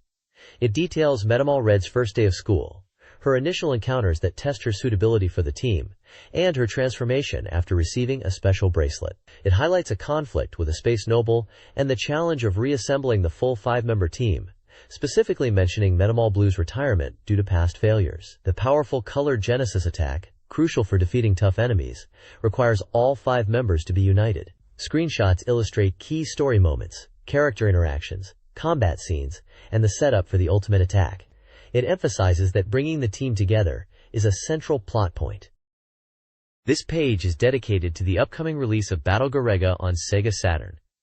It builds anticipation, calling it a game that ignites the shooting aficionados. The article promises to reveal the full charm of this highly anticipated title and highlight new elements added for the Saturn version. It covers the core gameplay systems, explaining how players control one of 4 combat aircraft, utilizing unlimited shots and limited-use powerful weapons. Power-ups enhance the main shot, while optional smaller fighters assist in combat, with their formation changeable via button presses. The page also features screens showing the aircraft selection and intense gameplay action, emphasizing strategic item collection and rapid enemy encounters. A dedicated section details the new score attack mode, exclusive to the Saturn version. This mode allows players to select cleared stages and aim for high scores, with records kept for each plane and stage. It's presented as a valuable tool for practice and mastering individual sections, offering a path to improve and challenge for top scores.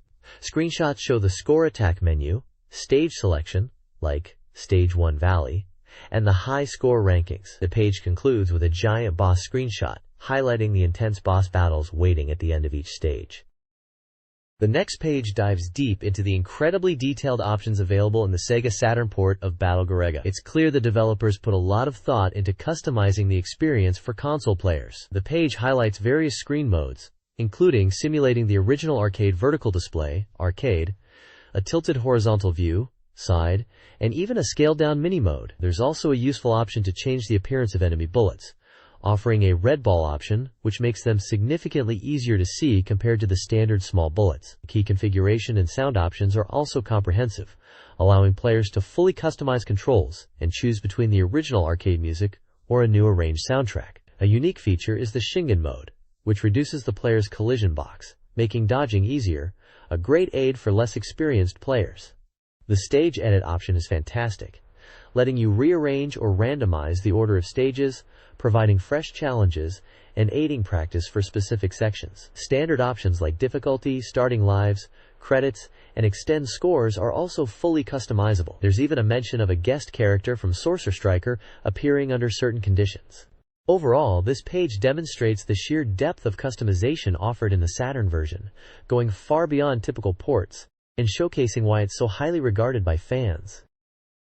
This page focuses on the SEGA Saturn release of Stellar Assault SS, a 3D polygon shooter originally on the Super 32X. The article highlights that this Saturn version includes various improvements over the original. It features immersive battles rendered in 3D polygons, and tells a grand story about humanity's struggle against a mysterious enemy referred to as They. The game is described as having a significant story element, akin to a major sci-fi film. Key features mentioned include support for two-player cooperative play, where players can divide roles like piloting and weapon control. The presentation is enhanced with rich SPIGA-style movies for openings and stage introductions, plus voice events during gameplay that add drama and humor.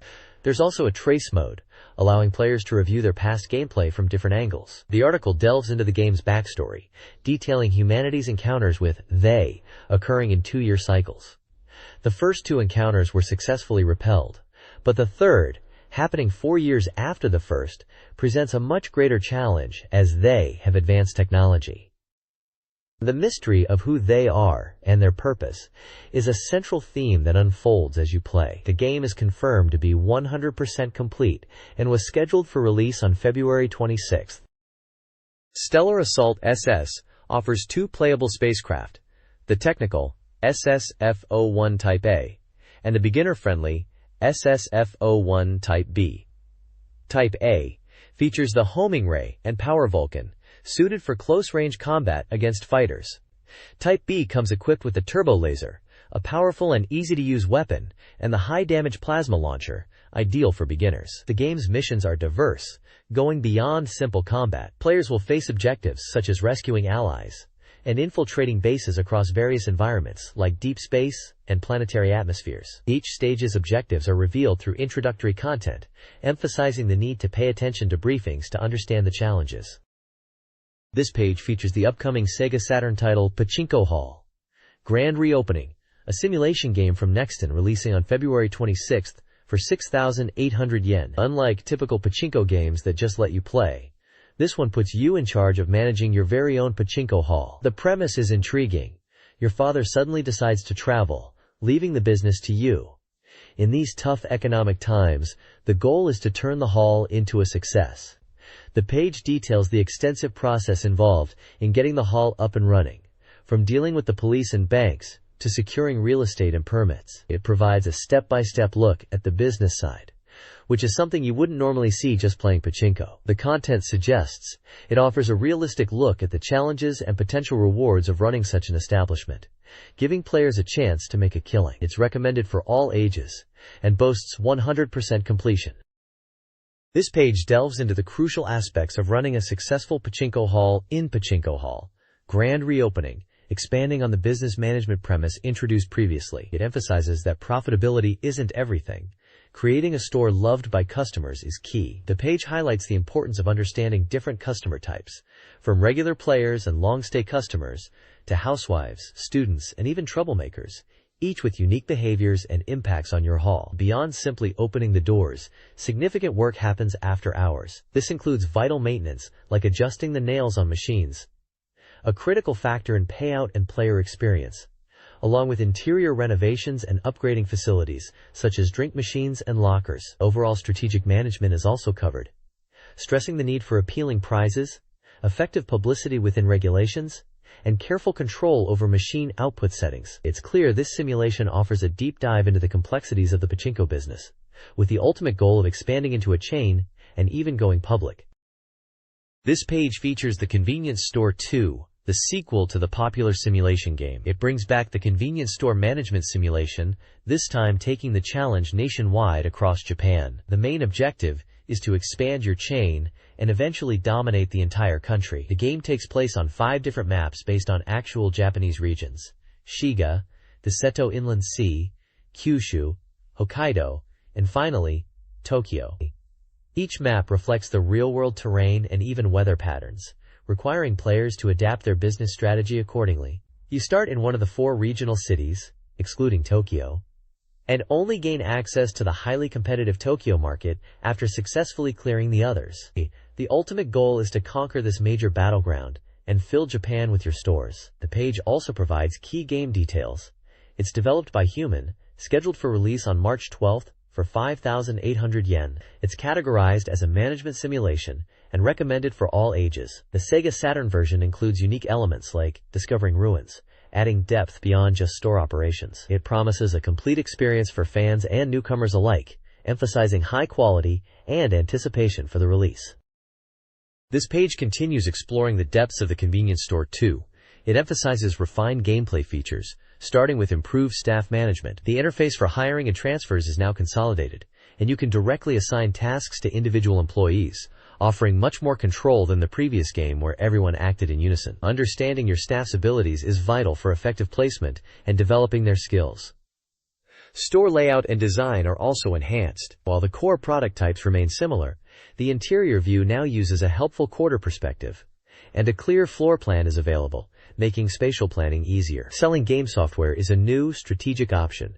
Though demand is low, its high price point makes it crucial for hitting revenue targets needed to clear maps. The game world is dynamic, featuring numerous yearly events ranging from helpful financial boosts to damaging disasters, keeping the experience engaging. A personal diary records your chain's history, a nice touch for reflecting on your progress.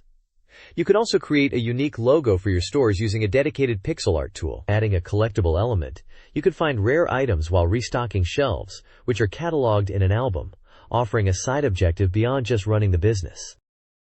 This page focuses entirely on the futuristic racing game Wipeout XL. It hypes the game's significant improvements over its predecessor, highlighting the increased number of items, a powerful sense of speed, and upgrades that far surpass the original. The courses are designed for intensity, resembling a jet coaster experience, accompanied by the game's signature stimulating techno soundtrack. The page mentions a 100% completion rating goal and details the game's release information. It covers the main game modes: Arcade, a frantic battle mode with time limits and weapon use; Time Trial, a pure speed challenge; and the demanding Arcade Challenge mode, unlocked by achieving first place on all arcade circuits, designed for hardcore players seeking practice. The page also introduces several racing teams/ships, including Fisar, Ag Systems, Oricom, and Kyrex, explaining their unique stats and handling characteristics like thrust, top speed, and turning ability, catering to different levels of player skill. Screenshots showcase the game's visually striking circuits and intense action. This page dives into the chaotic world of Primal Rage, an arcade fighting game where massive dinosaurs and primates battle for dominance after a cataclysm. The game, originally a popular arcade title, is presented here in its SEGA Saturn incarnation. It's highlighted as a 2D fighting game featuring realistic dinosaurs, duking it out to rule the world. The Saturn version offers several game modes beyond the arcade experience, including one-player vs, two-player battles, and a training mode. Two characters are specifically introduced: Sauron, a golden Tyrannosaurus Rex described as a greedy god who awakens from a long sleep and hungers for humans, and Vertigo, a blue cobra-like creature, a sorceress from another dimension seeking to turn the world into her own paradise. A unique gameplay mechanic, the brain system bar, is pointed out. This bar reflects the character's mental state, decreasing when they take damage.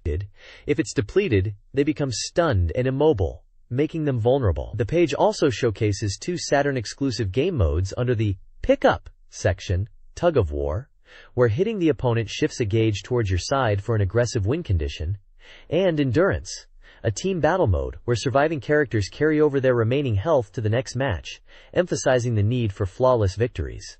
Screenshots illustrate the intense battles and the characters in action, including the new Saturn modes. The game is listed as 100% complete, indicating it's ready for release.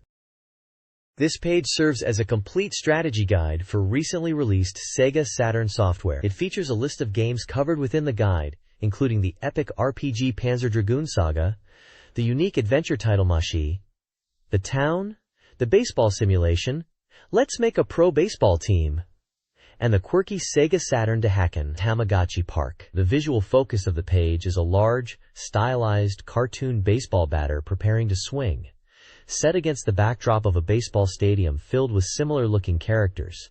strongly suggesting the guide provides extensive coverage for the baseball simulation game. The guide promises to pick up on important points and provide thorough strategies for these titles, released on the SEGA Saturn.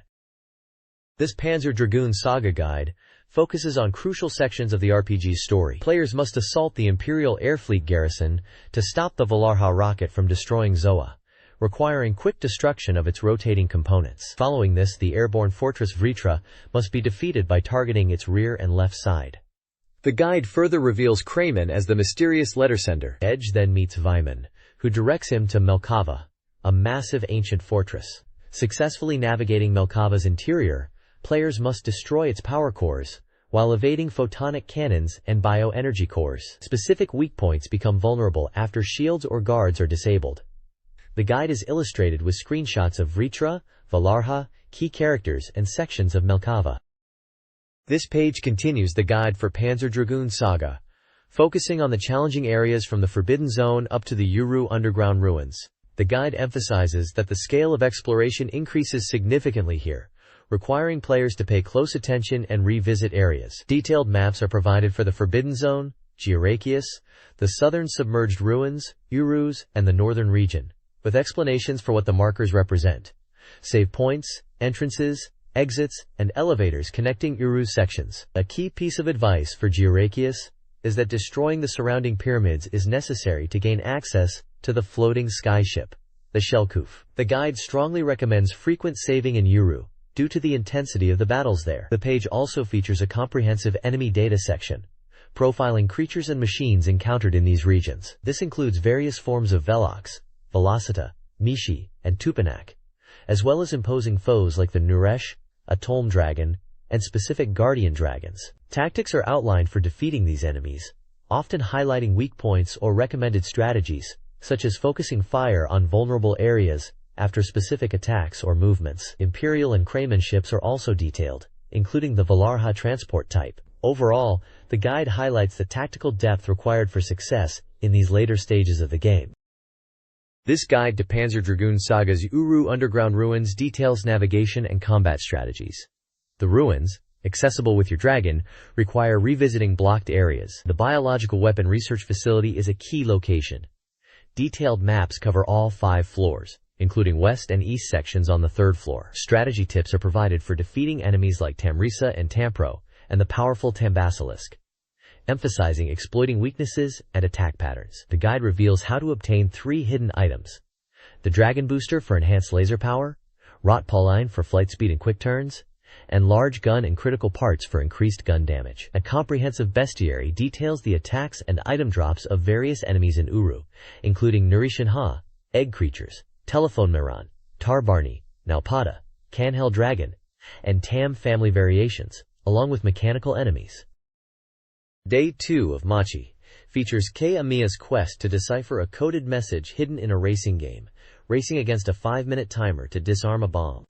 The guide focuses on bad end scenarios, detailing consequences like Shibuya's destruction. Specific bad ends, like explosion in 2 minutes, hinge on decisions made involving a bystander and a timer within the character Poppycon.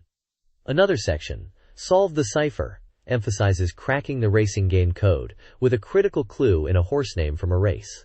Failing here leads to dire consequences. The guide encourages players to explore the story and even experience these entertaining failures. The game, a Chunsoft sound novel, is priced at 5,800 yen, recommended for all ages, and concludes Day 2 with a to be continued note, hinting at an upcoming event. This page continues the guide for Day 2 in the game Machi, shifting focus to the storylines of 2 other protagonists, Meibe Mototaro and Ushio Masami. We see Meibe's path, detailing a bad end, where his drunken behavior leads him to crash a car. The guide then previews his next challenge, where he encounters a mysterious woman named Roy, and is drawn into a perilous situation involving her Yakuza boss father and a difficult task to secure their union. Screenshots show Meibe looking troubled and interacting with Roy. Next, the guide covers Ushio Masami's story on Day 2. To evade the police, Ushio is impersonating Mabe, causing chaos on a film set by clashing with the lead actor, Du Kamachi, and struggling with his lines. This erratic behavior raises suspicion from the character Michiru, leading to a bad end where she stabs him. His path also continues, with him facing a brutal attack from unknown Yakuza, hinting at more danger to come. Screenshots depict Ushio during the film shoot, and being attacked, like the previous page. This highlights the branching narratives and potential unfortunate outcomes depending on player choices, encouraging exploration of these distinct character arcs and their dramatic consequences. Day 2 of the Machi Guide features 2 characters. For Shida, the focus is on blackmailing Hoshiko, a bank employee and stripper. A bad end results from a failed ATM attempt, leading to his arrest, highlighting an unforeseen circumstance. Screenshots illustrate these events. For Hosoi, the guide details her struggles with dieting. She faces setbacks that lead to 2 bad ends involving accidents and an undesirable destination. Her next challenge involves a donut shop before a meeting. The guide implies that player choices, like who answers a phone call, affect the outcome and can potentially avert a negative ending. Both storylines showcase the game's dynamic branching paths and the consequences of player decisions and unforeseen events. This page continues the Machi Guide for Day 2, focusing on the stories of 3 more protagonists. First is Yohei Tobisawa, a popular figure whose day takes a turn when his main love interest calls. One possible bad end, number 41, is tied to a communication involving the Cabbage Cult. The story continues at 8:40 p.m. in Abrami's room, where Yohei investigates if her pregnancy is real, heading to her apartment. A key point is that another protagonist lives there, offering potential interaction points. Next is Fumiyasu Ichikawa, who is trying to solve a mystery related to his work. His bad end, number 32, is linked to a mandarin orange. At 6:20 p.m., he receives 2 significant phone calls, one from his girlfriend and another from someone he dislikes. The guide notes that other characters are also involved with phone calls around this time, either making them or waiting for them. Finally, Takashi Takamine is featured here. After connecting with a homeless person, his cold reception at home leads him to run away from Shibuya. A bad end, number 30, occurs when he is misled about his family's situation, believing they were scattered after a robbery, and this information is fed to the police by someone. Takashi is depicted as a lonely individual with nowhere to return, contemplating his reasons for coming back to Japan. This page is a special feature focusing on the actors appearing in the classic Sega Saturn sound novel, Machi, the City. It delves into the personal side of the performers, who bring the game's characters to life. The main focus is Kene Nakata, the actor who plays Yohei Tobisawa in the game. There's a large photo of him and an in-depth interview. Nakata discusses his experience working on Machi, noting that it was his debut acting role, which is highlighted in the title. Machi is my acting debut work. He talks about the filming process and his impressions, mentioning specific scenes. He also answers questions comparing himself to his character and discussing his hobbies, which include sports like skiing, tennis, soccer, and baseball, as well as TV games.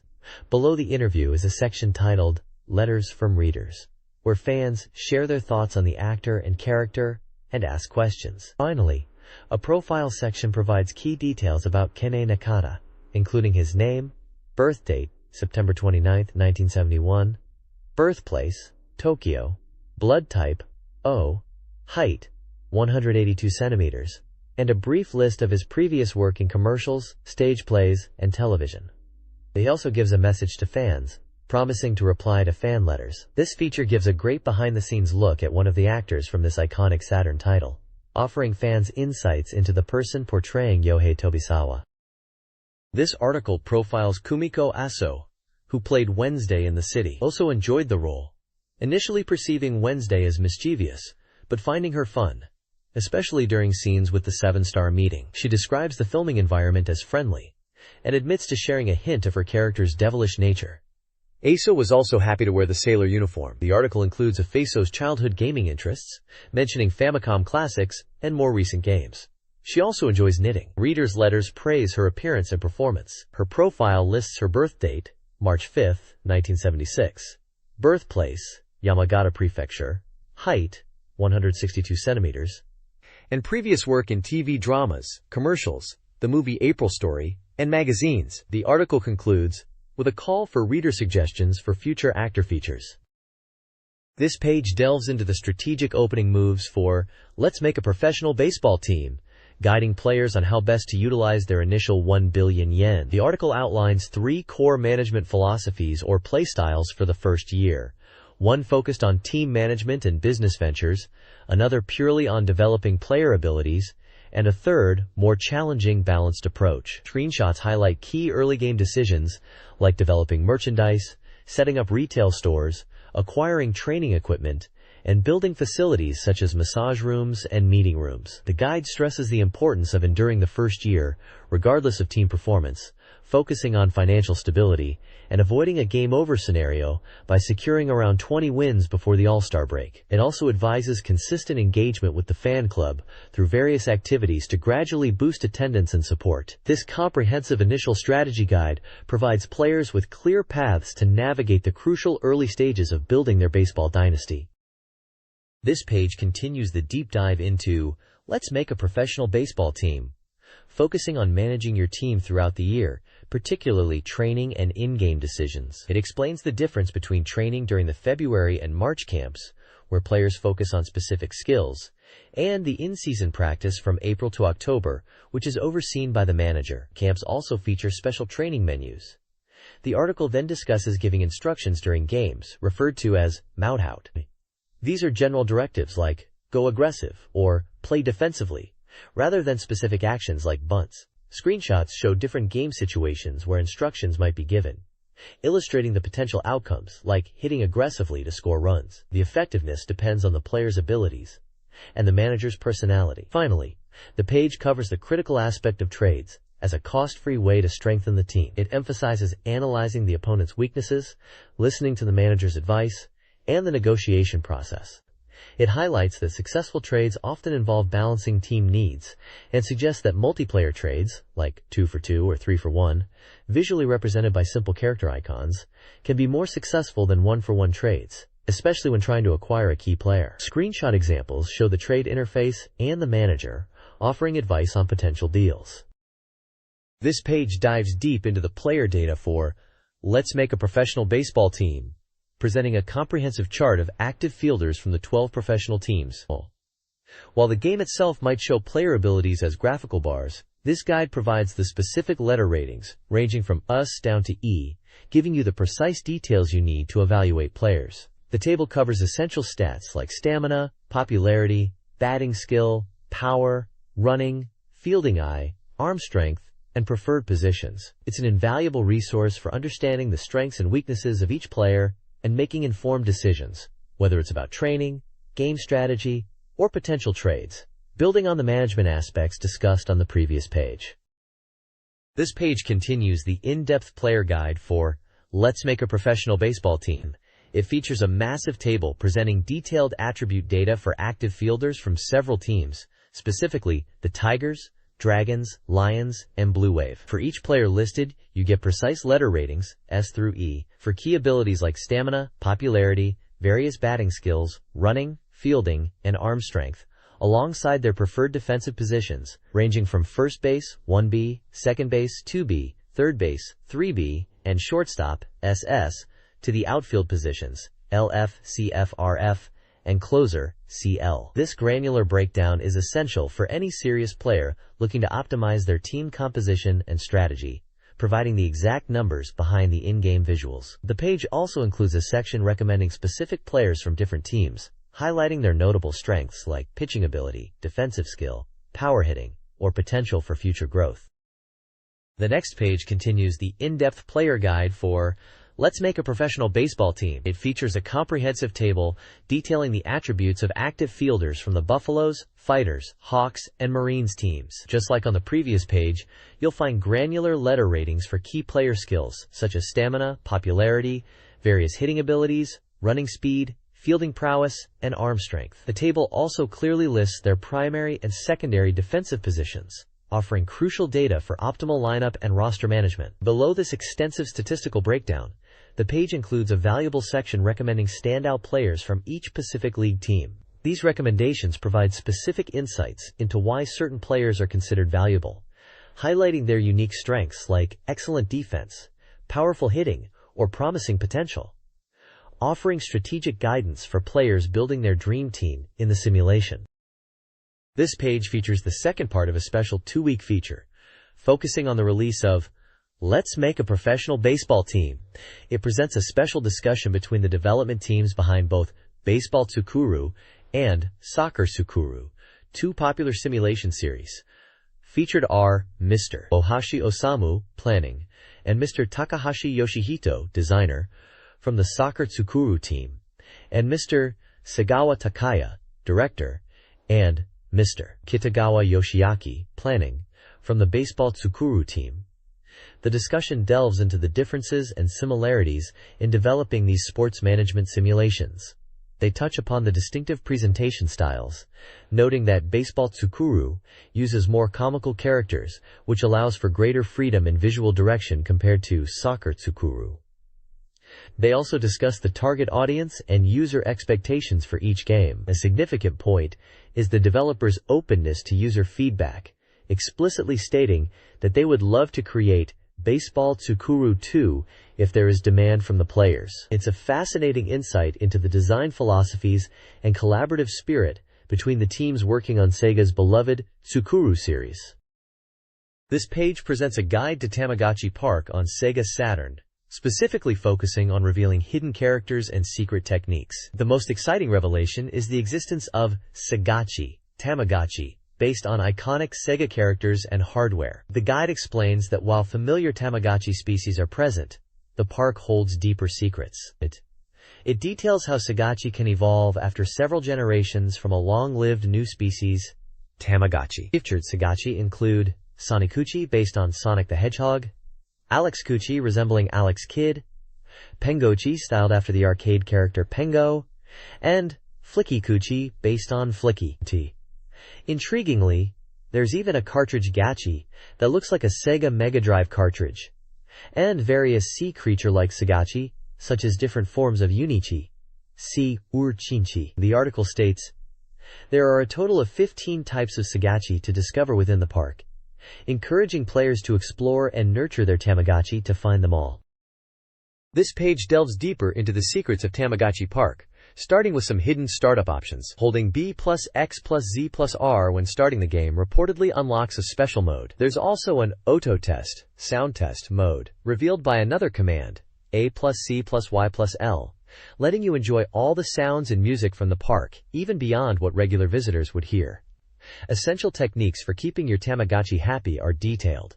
Success in minigames like Kachimuite HOI is key, and the guide even hints at patterns within this game. There's a visual breakdown showing potential outcomes for a happiness-raising game, illustrating how different hand gestures correspond to results, including a random outcome. The page also offers strategies for winning the park's tournaments.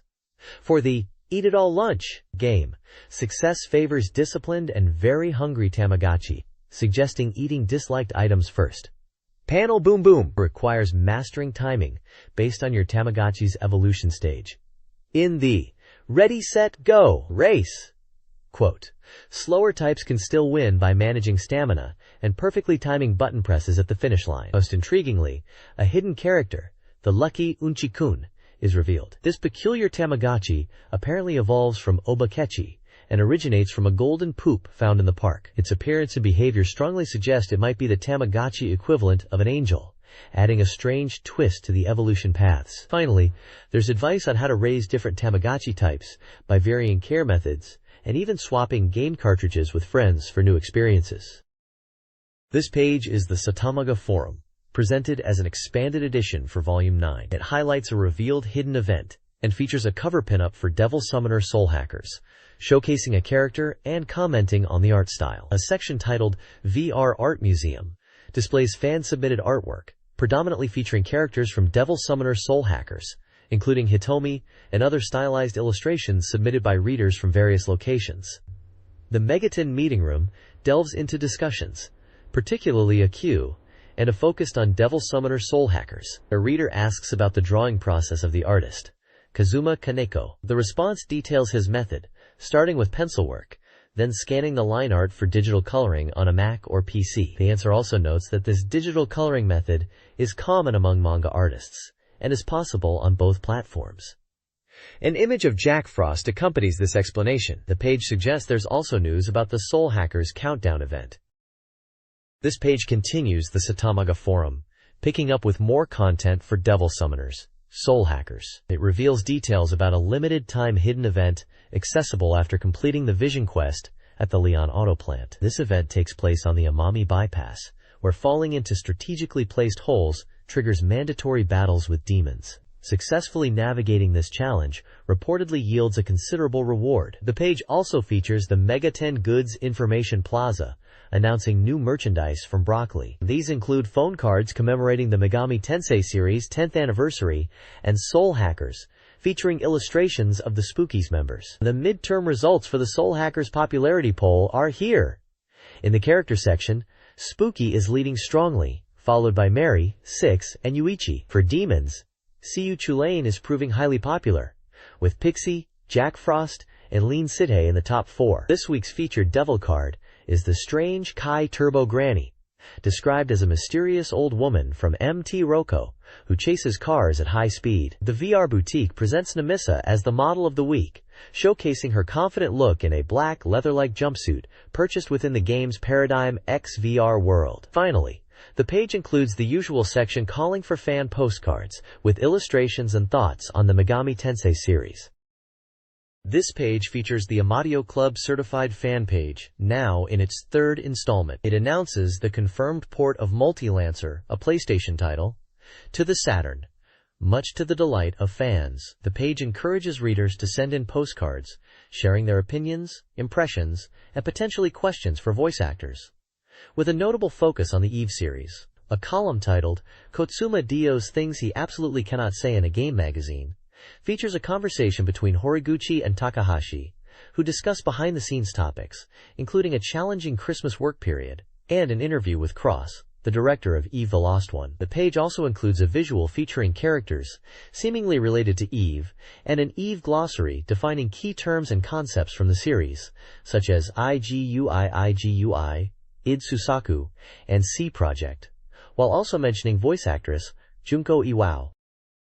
This page dives into the 3rd installment of the Who is Snake reasoning contest, focusing on the mysterious character from Eve, the Lost One. Readers have sent in their theories, proposing various in-game characters as the true identity of Snake. Some suggest it's Luca based on a dowsing theory, while others offer imaginative reasons for characters like the Gardener of the Kingdom of Eldia, Mina, Yasuo Seno, Kojiro, Marina Hojo, or Yoichi Misho. The page showcases the creativity and sometimes humorous logic behind these fan submissions. A key visual hint compares the character Nikaido to Snake, suggesting the use of morphing technology to conceal the identity. The weekly winner is announced, receiving promotional items. There's also a brief announcement from the editorial department, including a push to buy something on February 25th, and a quick note about the game Uno, and a mini-quiz to be continued in the next issue. This page kicks off with the Arcade Express segment, showcasing new and upcoming arcade titles from Konami. The main feature is Battle Trist, a 3D fighting action game scheduled for a late February release. This game features 2-player battles and runs on Konami's Tarantula board. Unlike highly realistic fighting games, Battle Trist emphasizes anime-style visuals and character charm. The premise is intriguing. A high-rated TV show in the near future where general participants and pro fighters compete, offering a prize to the winner. However, no one has yet cleared all 8 stages to become the ultimate Battle Trist. The page includes striking anime character art and a dynamic screenshot of the game in action. Also highlighted is Base Angler, a realistic fishing arcade game from Konami. It utilizes a dedicated reel controller to provide a tactile sense of the fish's pull. The gameplay focuses on catching bass within a time limit, with players competing based on weight. Strategy is key, as there are 7 types of lures with different patterns, each having varying effects, requiring players to find the right spots in the lake. This is a one-player-only experience that demands more than just brute strength. Screenshots show the location selection screen and the gameplay interface.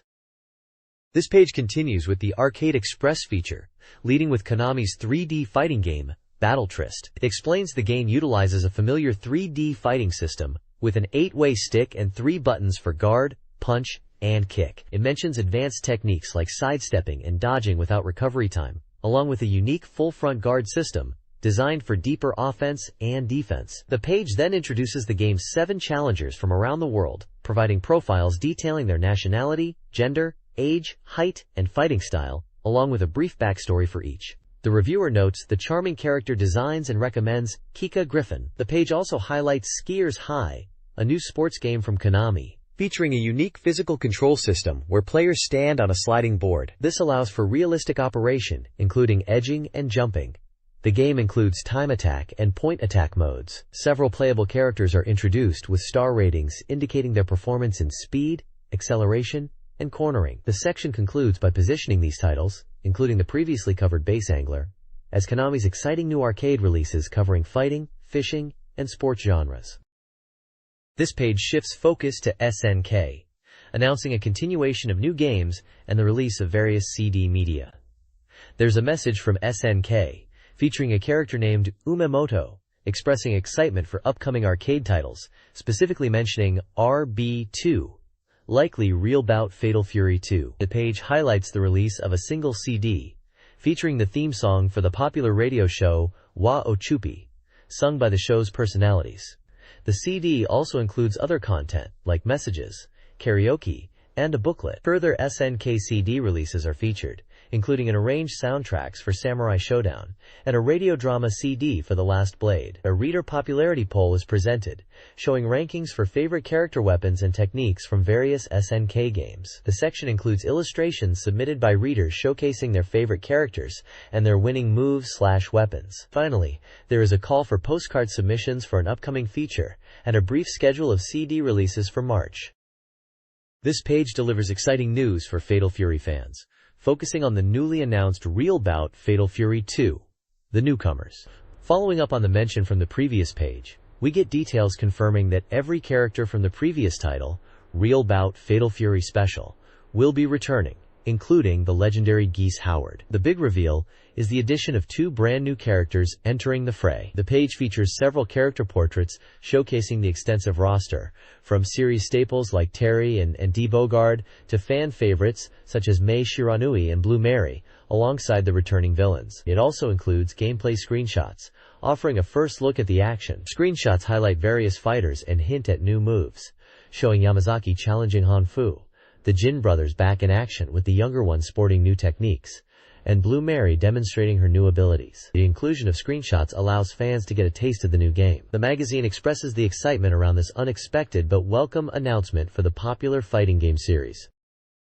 This page dives into the world of Fighting Vipers 2, highlighting that the game is nearing completion and giving us a glimpse of what's to come. Confirmed for release in spring on the Model 3 arcade board, this fighting game is showcased with screenshots and details on its returning and new characters. The article focuses on familiar faces like Honey and Bon, while also introducing the new character, Emmy. Honey's section notes that while her effective range might be shorter, she gains powerful new techniques. Emmy is described with commentary from a modeler, focusing on her appearance and elegant movements. Gameplay screenshots demonstrate various moves, including examples of the powerful Super Keg.O techniques. These include different types of uppercuts, combination attacks like a hip attack combo, and throws such as a wall throw and a unique move called fork through. The descriptions give insight into the potential utility and effect of these moves, such as the hip attack combo potentially leading to continuous hits if countered correctly, or the fork through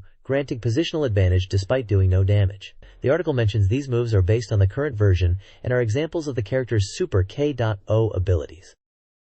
This page continues the deep dive into Fighting Vipers 2, focusing on the new character Emi and the returning character Bon. The article highlights Emi's appeal, mentioning that her concept by Imagitua Knees involves wearing a bear costume. A developer comments on her tricky, fast movements and the variety of techniques possible through simple commands, describing her as a fun character. Several screenshots showcase Emi's moves, such as spinning attacks, throws, and ground attacks, with descriptions detailing their properties like hit levels and potential uses in combos or counters. The focus then shifts to Bon, whose updated look is described as having considerably more elaborate armor, embodying the concept of Japanese heavy industry. Another developer notes that while his single attack power might be down from the previous game, he now has many more combo options. Bon's section also features screenshots and explanations of his moves, including strong palm strikes, shoulder tackles, and powerful combinations like the back elbow straight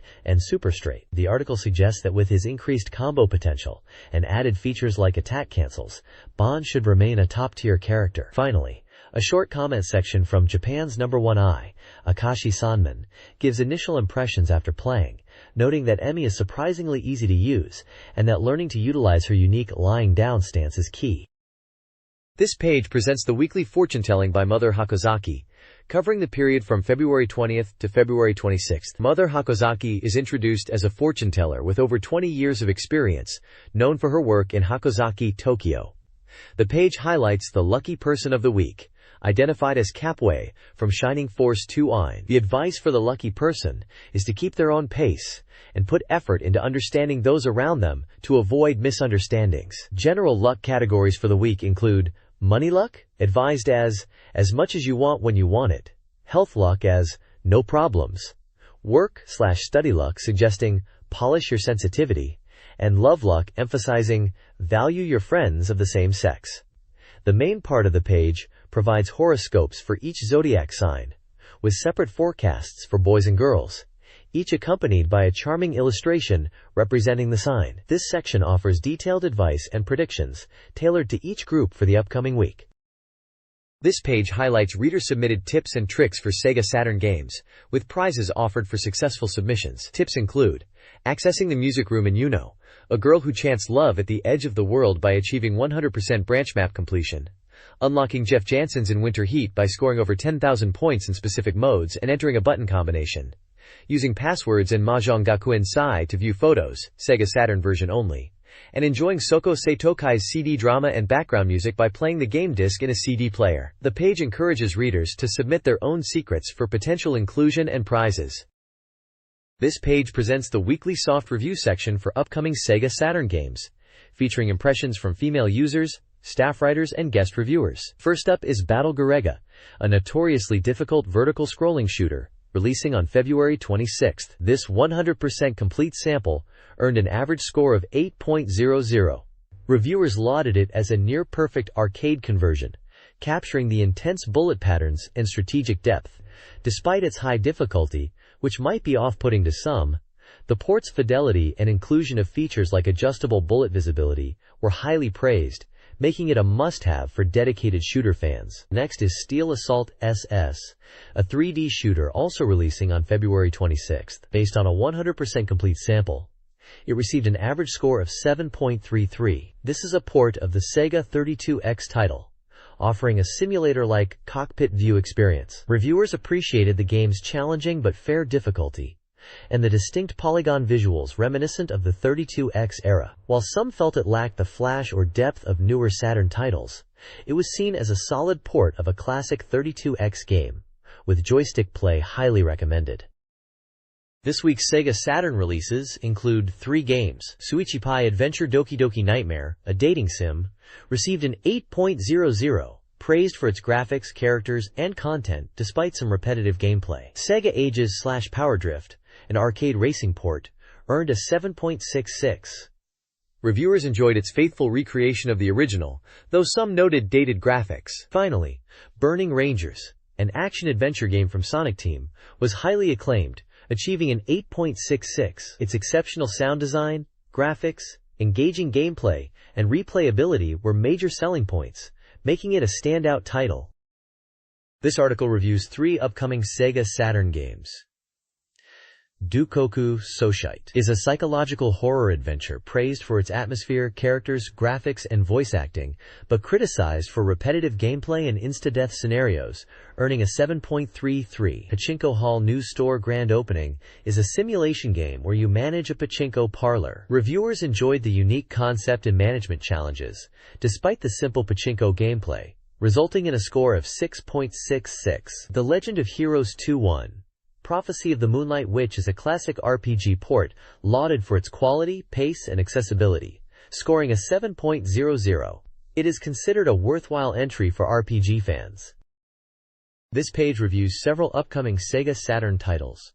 First up is Langrisser Dramatic Edition, a compilation of the first 2 classic simulation RPGs. Fans will appreciate the nostalgia and the enhanced visuals and sound compared to the originals. Reviewers note the branching paths in Langrisser 2 add replayability, but some find the difficulty surprisingly high compared to their memories, and one mentions slightly rough graphics compared to the PlayStation port. It scores an average of 6.33. Next is J.League Jikyuhanu no Striker, a soccer game. It features strong presentation with live commentary elements and allows for varied actions with simple controls. While some complex techniques require multi-button presses, the core gameplay is solid. It received an average score of 7.00. Also featured are checks on Message Navi Volume 2, a user participation information software with various features, and Eternal Fantasy's second album, a sequel that continues the core relationship building mechanics with minor system refinements for better user-friendliness. This page presents the upcoming software release schedule for March and April. It's packed with a diverse lineup covering many genres, showing the Saturn library continues to expand rapidly. March brings a mix of arcade ports and series entries. Sega's SEGA Saturn collection features classic titles like Command & Conquer and the arcade beat-em-up, Die Hard Arcade. Fighting game fans can look forward to the highly anticipated King of Fighters 97, Primal Rage, and Hexen, with KOF 97 notably requiring the 4 MB RAM cartridge for optimal performance. Other releases include the dating sim Tokimeki Memorial Drama Series Volume 2, the detective adventure Cross Tante Monogatari, and Sega's own Evangelion adventure, Girlfriend of Steel. The month rounds out with the arcade light gun shooter, The House of the Dead.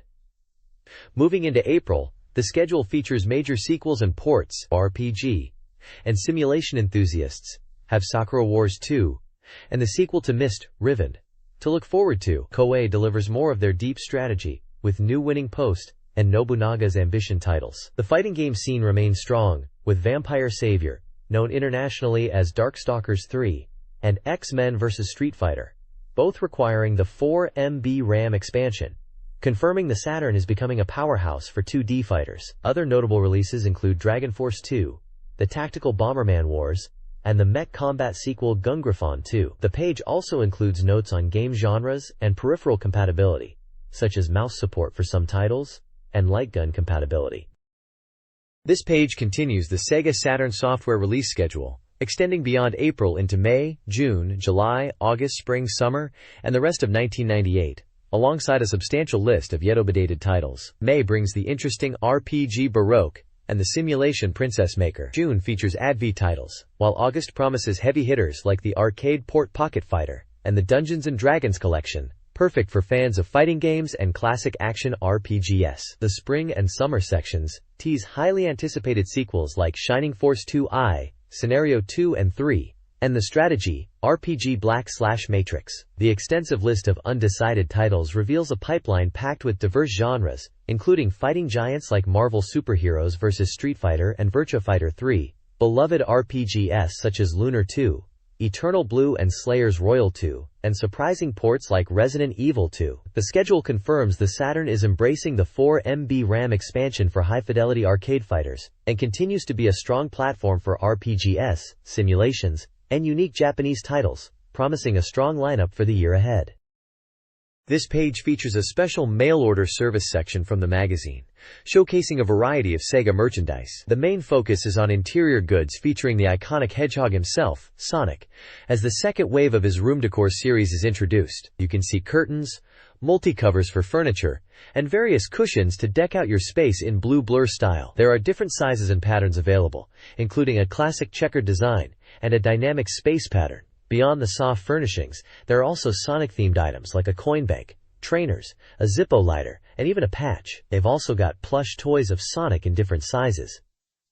Adding to the mix are figures from the popular dating simulation game, Sentimental Graffiti. There's a set of 6 standard figures, and a lineup of talking figures based on the game's main characters, featuring different voice lines triggered by a button. The page includes images showing off the items, like the Sonic decorated room sets, and the character figures. It provides details on how to order via phone, and mentions a special gift for purchases over a certain amount, along with a prize draw for exclusive Sonic and Virtua Fighter sets. It's a neat way for fans to get their hands on some cool Sega collectibles, and decorate their world with their favorite characters.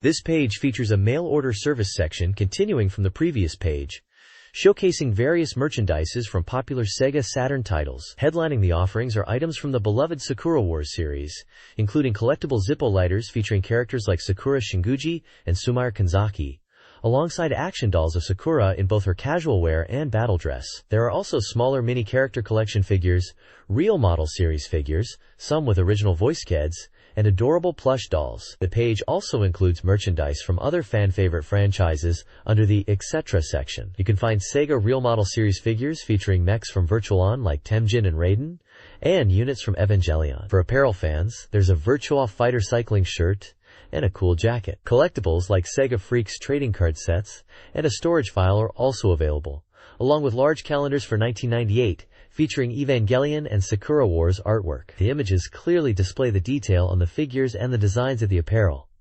Information on how to order these items via mail is also provided for interested fans.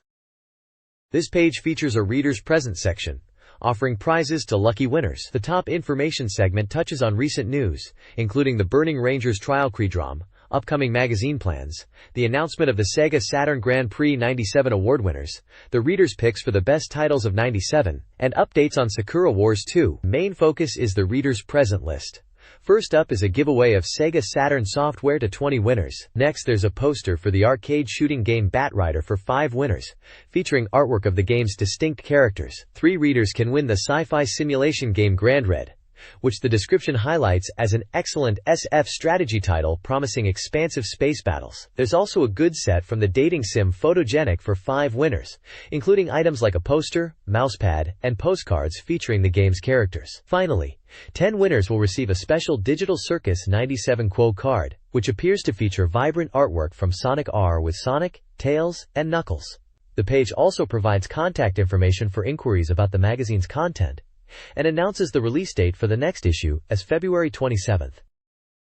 This page features promotions for 2 popular shooting games heading to the SEGA Saturn. The main focus is on Battle Garega, highlighted as a champion of authentic STG games with a perfect port promising intense battles. The artwork features 2 detailed aircraft, one prominently displayed. The promotion emphasizes its faithful recreation of the arcade version and the inclusion of a vertical screen display option, a key feature for arcade shooting game fans. It shows screenshots of the gameplay and character selection. Battle Garega is scheduled for release on February 26, 1998. Also featured is Tsukyu Gorentai, known internationally as Terra Diver, returning as a special value edition. This game, also praised for its faithful arcade port and intense shooting action, is being re-released at a new, lower price. A notable bonus included with this budget release is a trial version of Battle Garega, linking the 2 titles. The page includes small screenshots showcasing the gameplay of Terra Diver. Both titles are published by Electronic Arts and developed by Aiding/Raising, renowned developers in the genre. This page is dedicated to the highly anticipated mech combat sequel, Gungrafon 2, hitting the SEGA Saturn. The striking artwork features a large, detailed mecha standing ready for battle, set against an explosive backdrop, hinting at the game's intense action. The text mentions a world split into 4 powers in the 21st century, with conflict forcing a Japanese foreign legion to fight for justice, questioning if a new era can only be opened through bloodshed. The page highlights exciting new features, like the inclusion of a replay mode, allowing players to review their battles, and a versus mode, using a communication cable for head-to-head combat, adding significant replay value. It also boasts a wealth of game modes, promising a fresh battlefield experience. The screenshots showcase diverse environments and various mechs, tanks, and helicopters engaged in combat, illustrating the game's detailed 3D graphics and large-scale battles that Gungrafon is known for. There's also a promotion offering a chance to win a Himax pilot jacket. Gungrafon 2 was priced at 6,800 yen, excluding tax, and was set to release on April 23rd. It's published by Game Arts, and Especially Company Limited, known for their quality titles on the platform.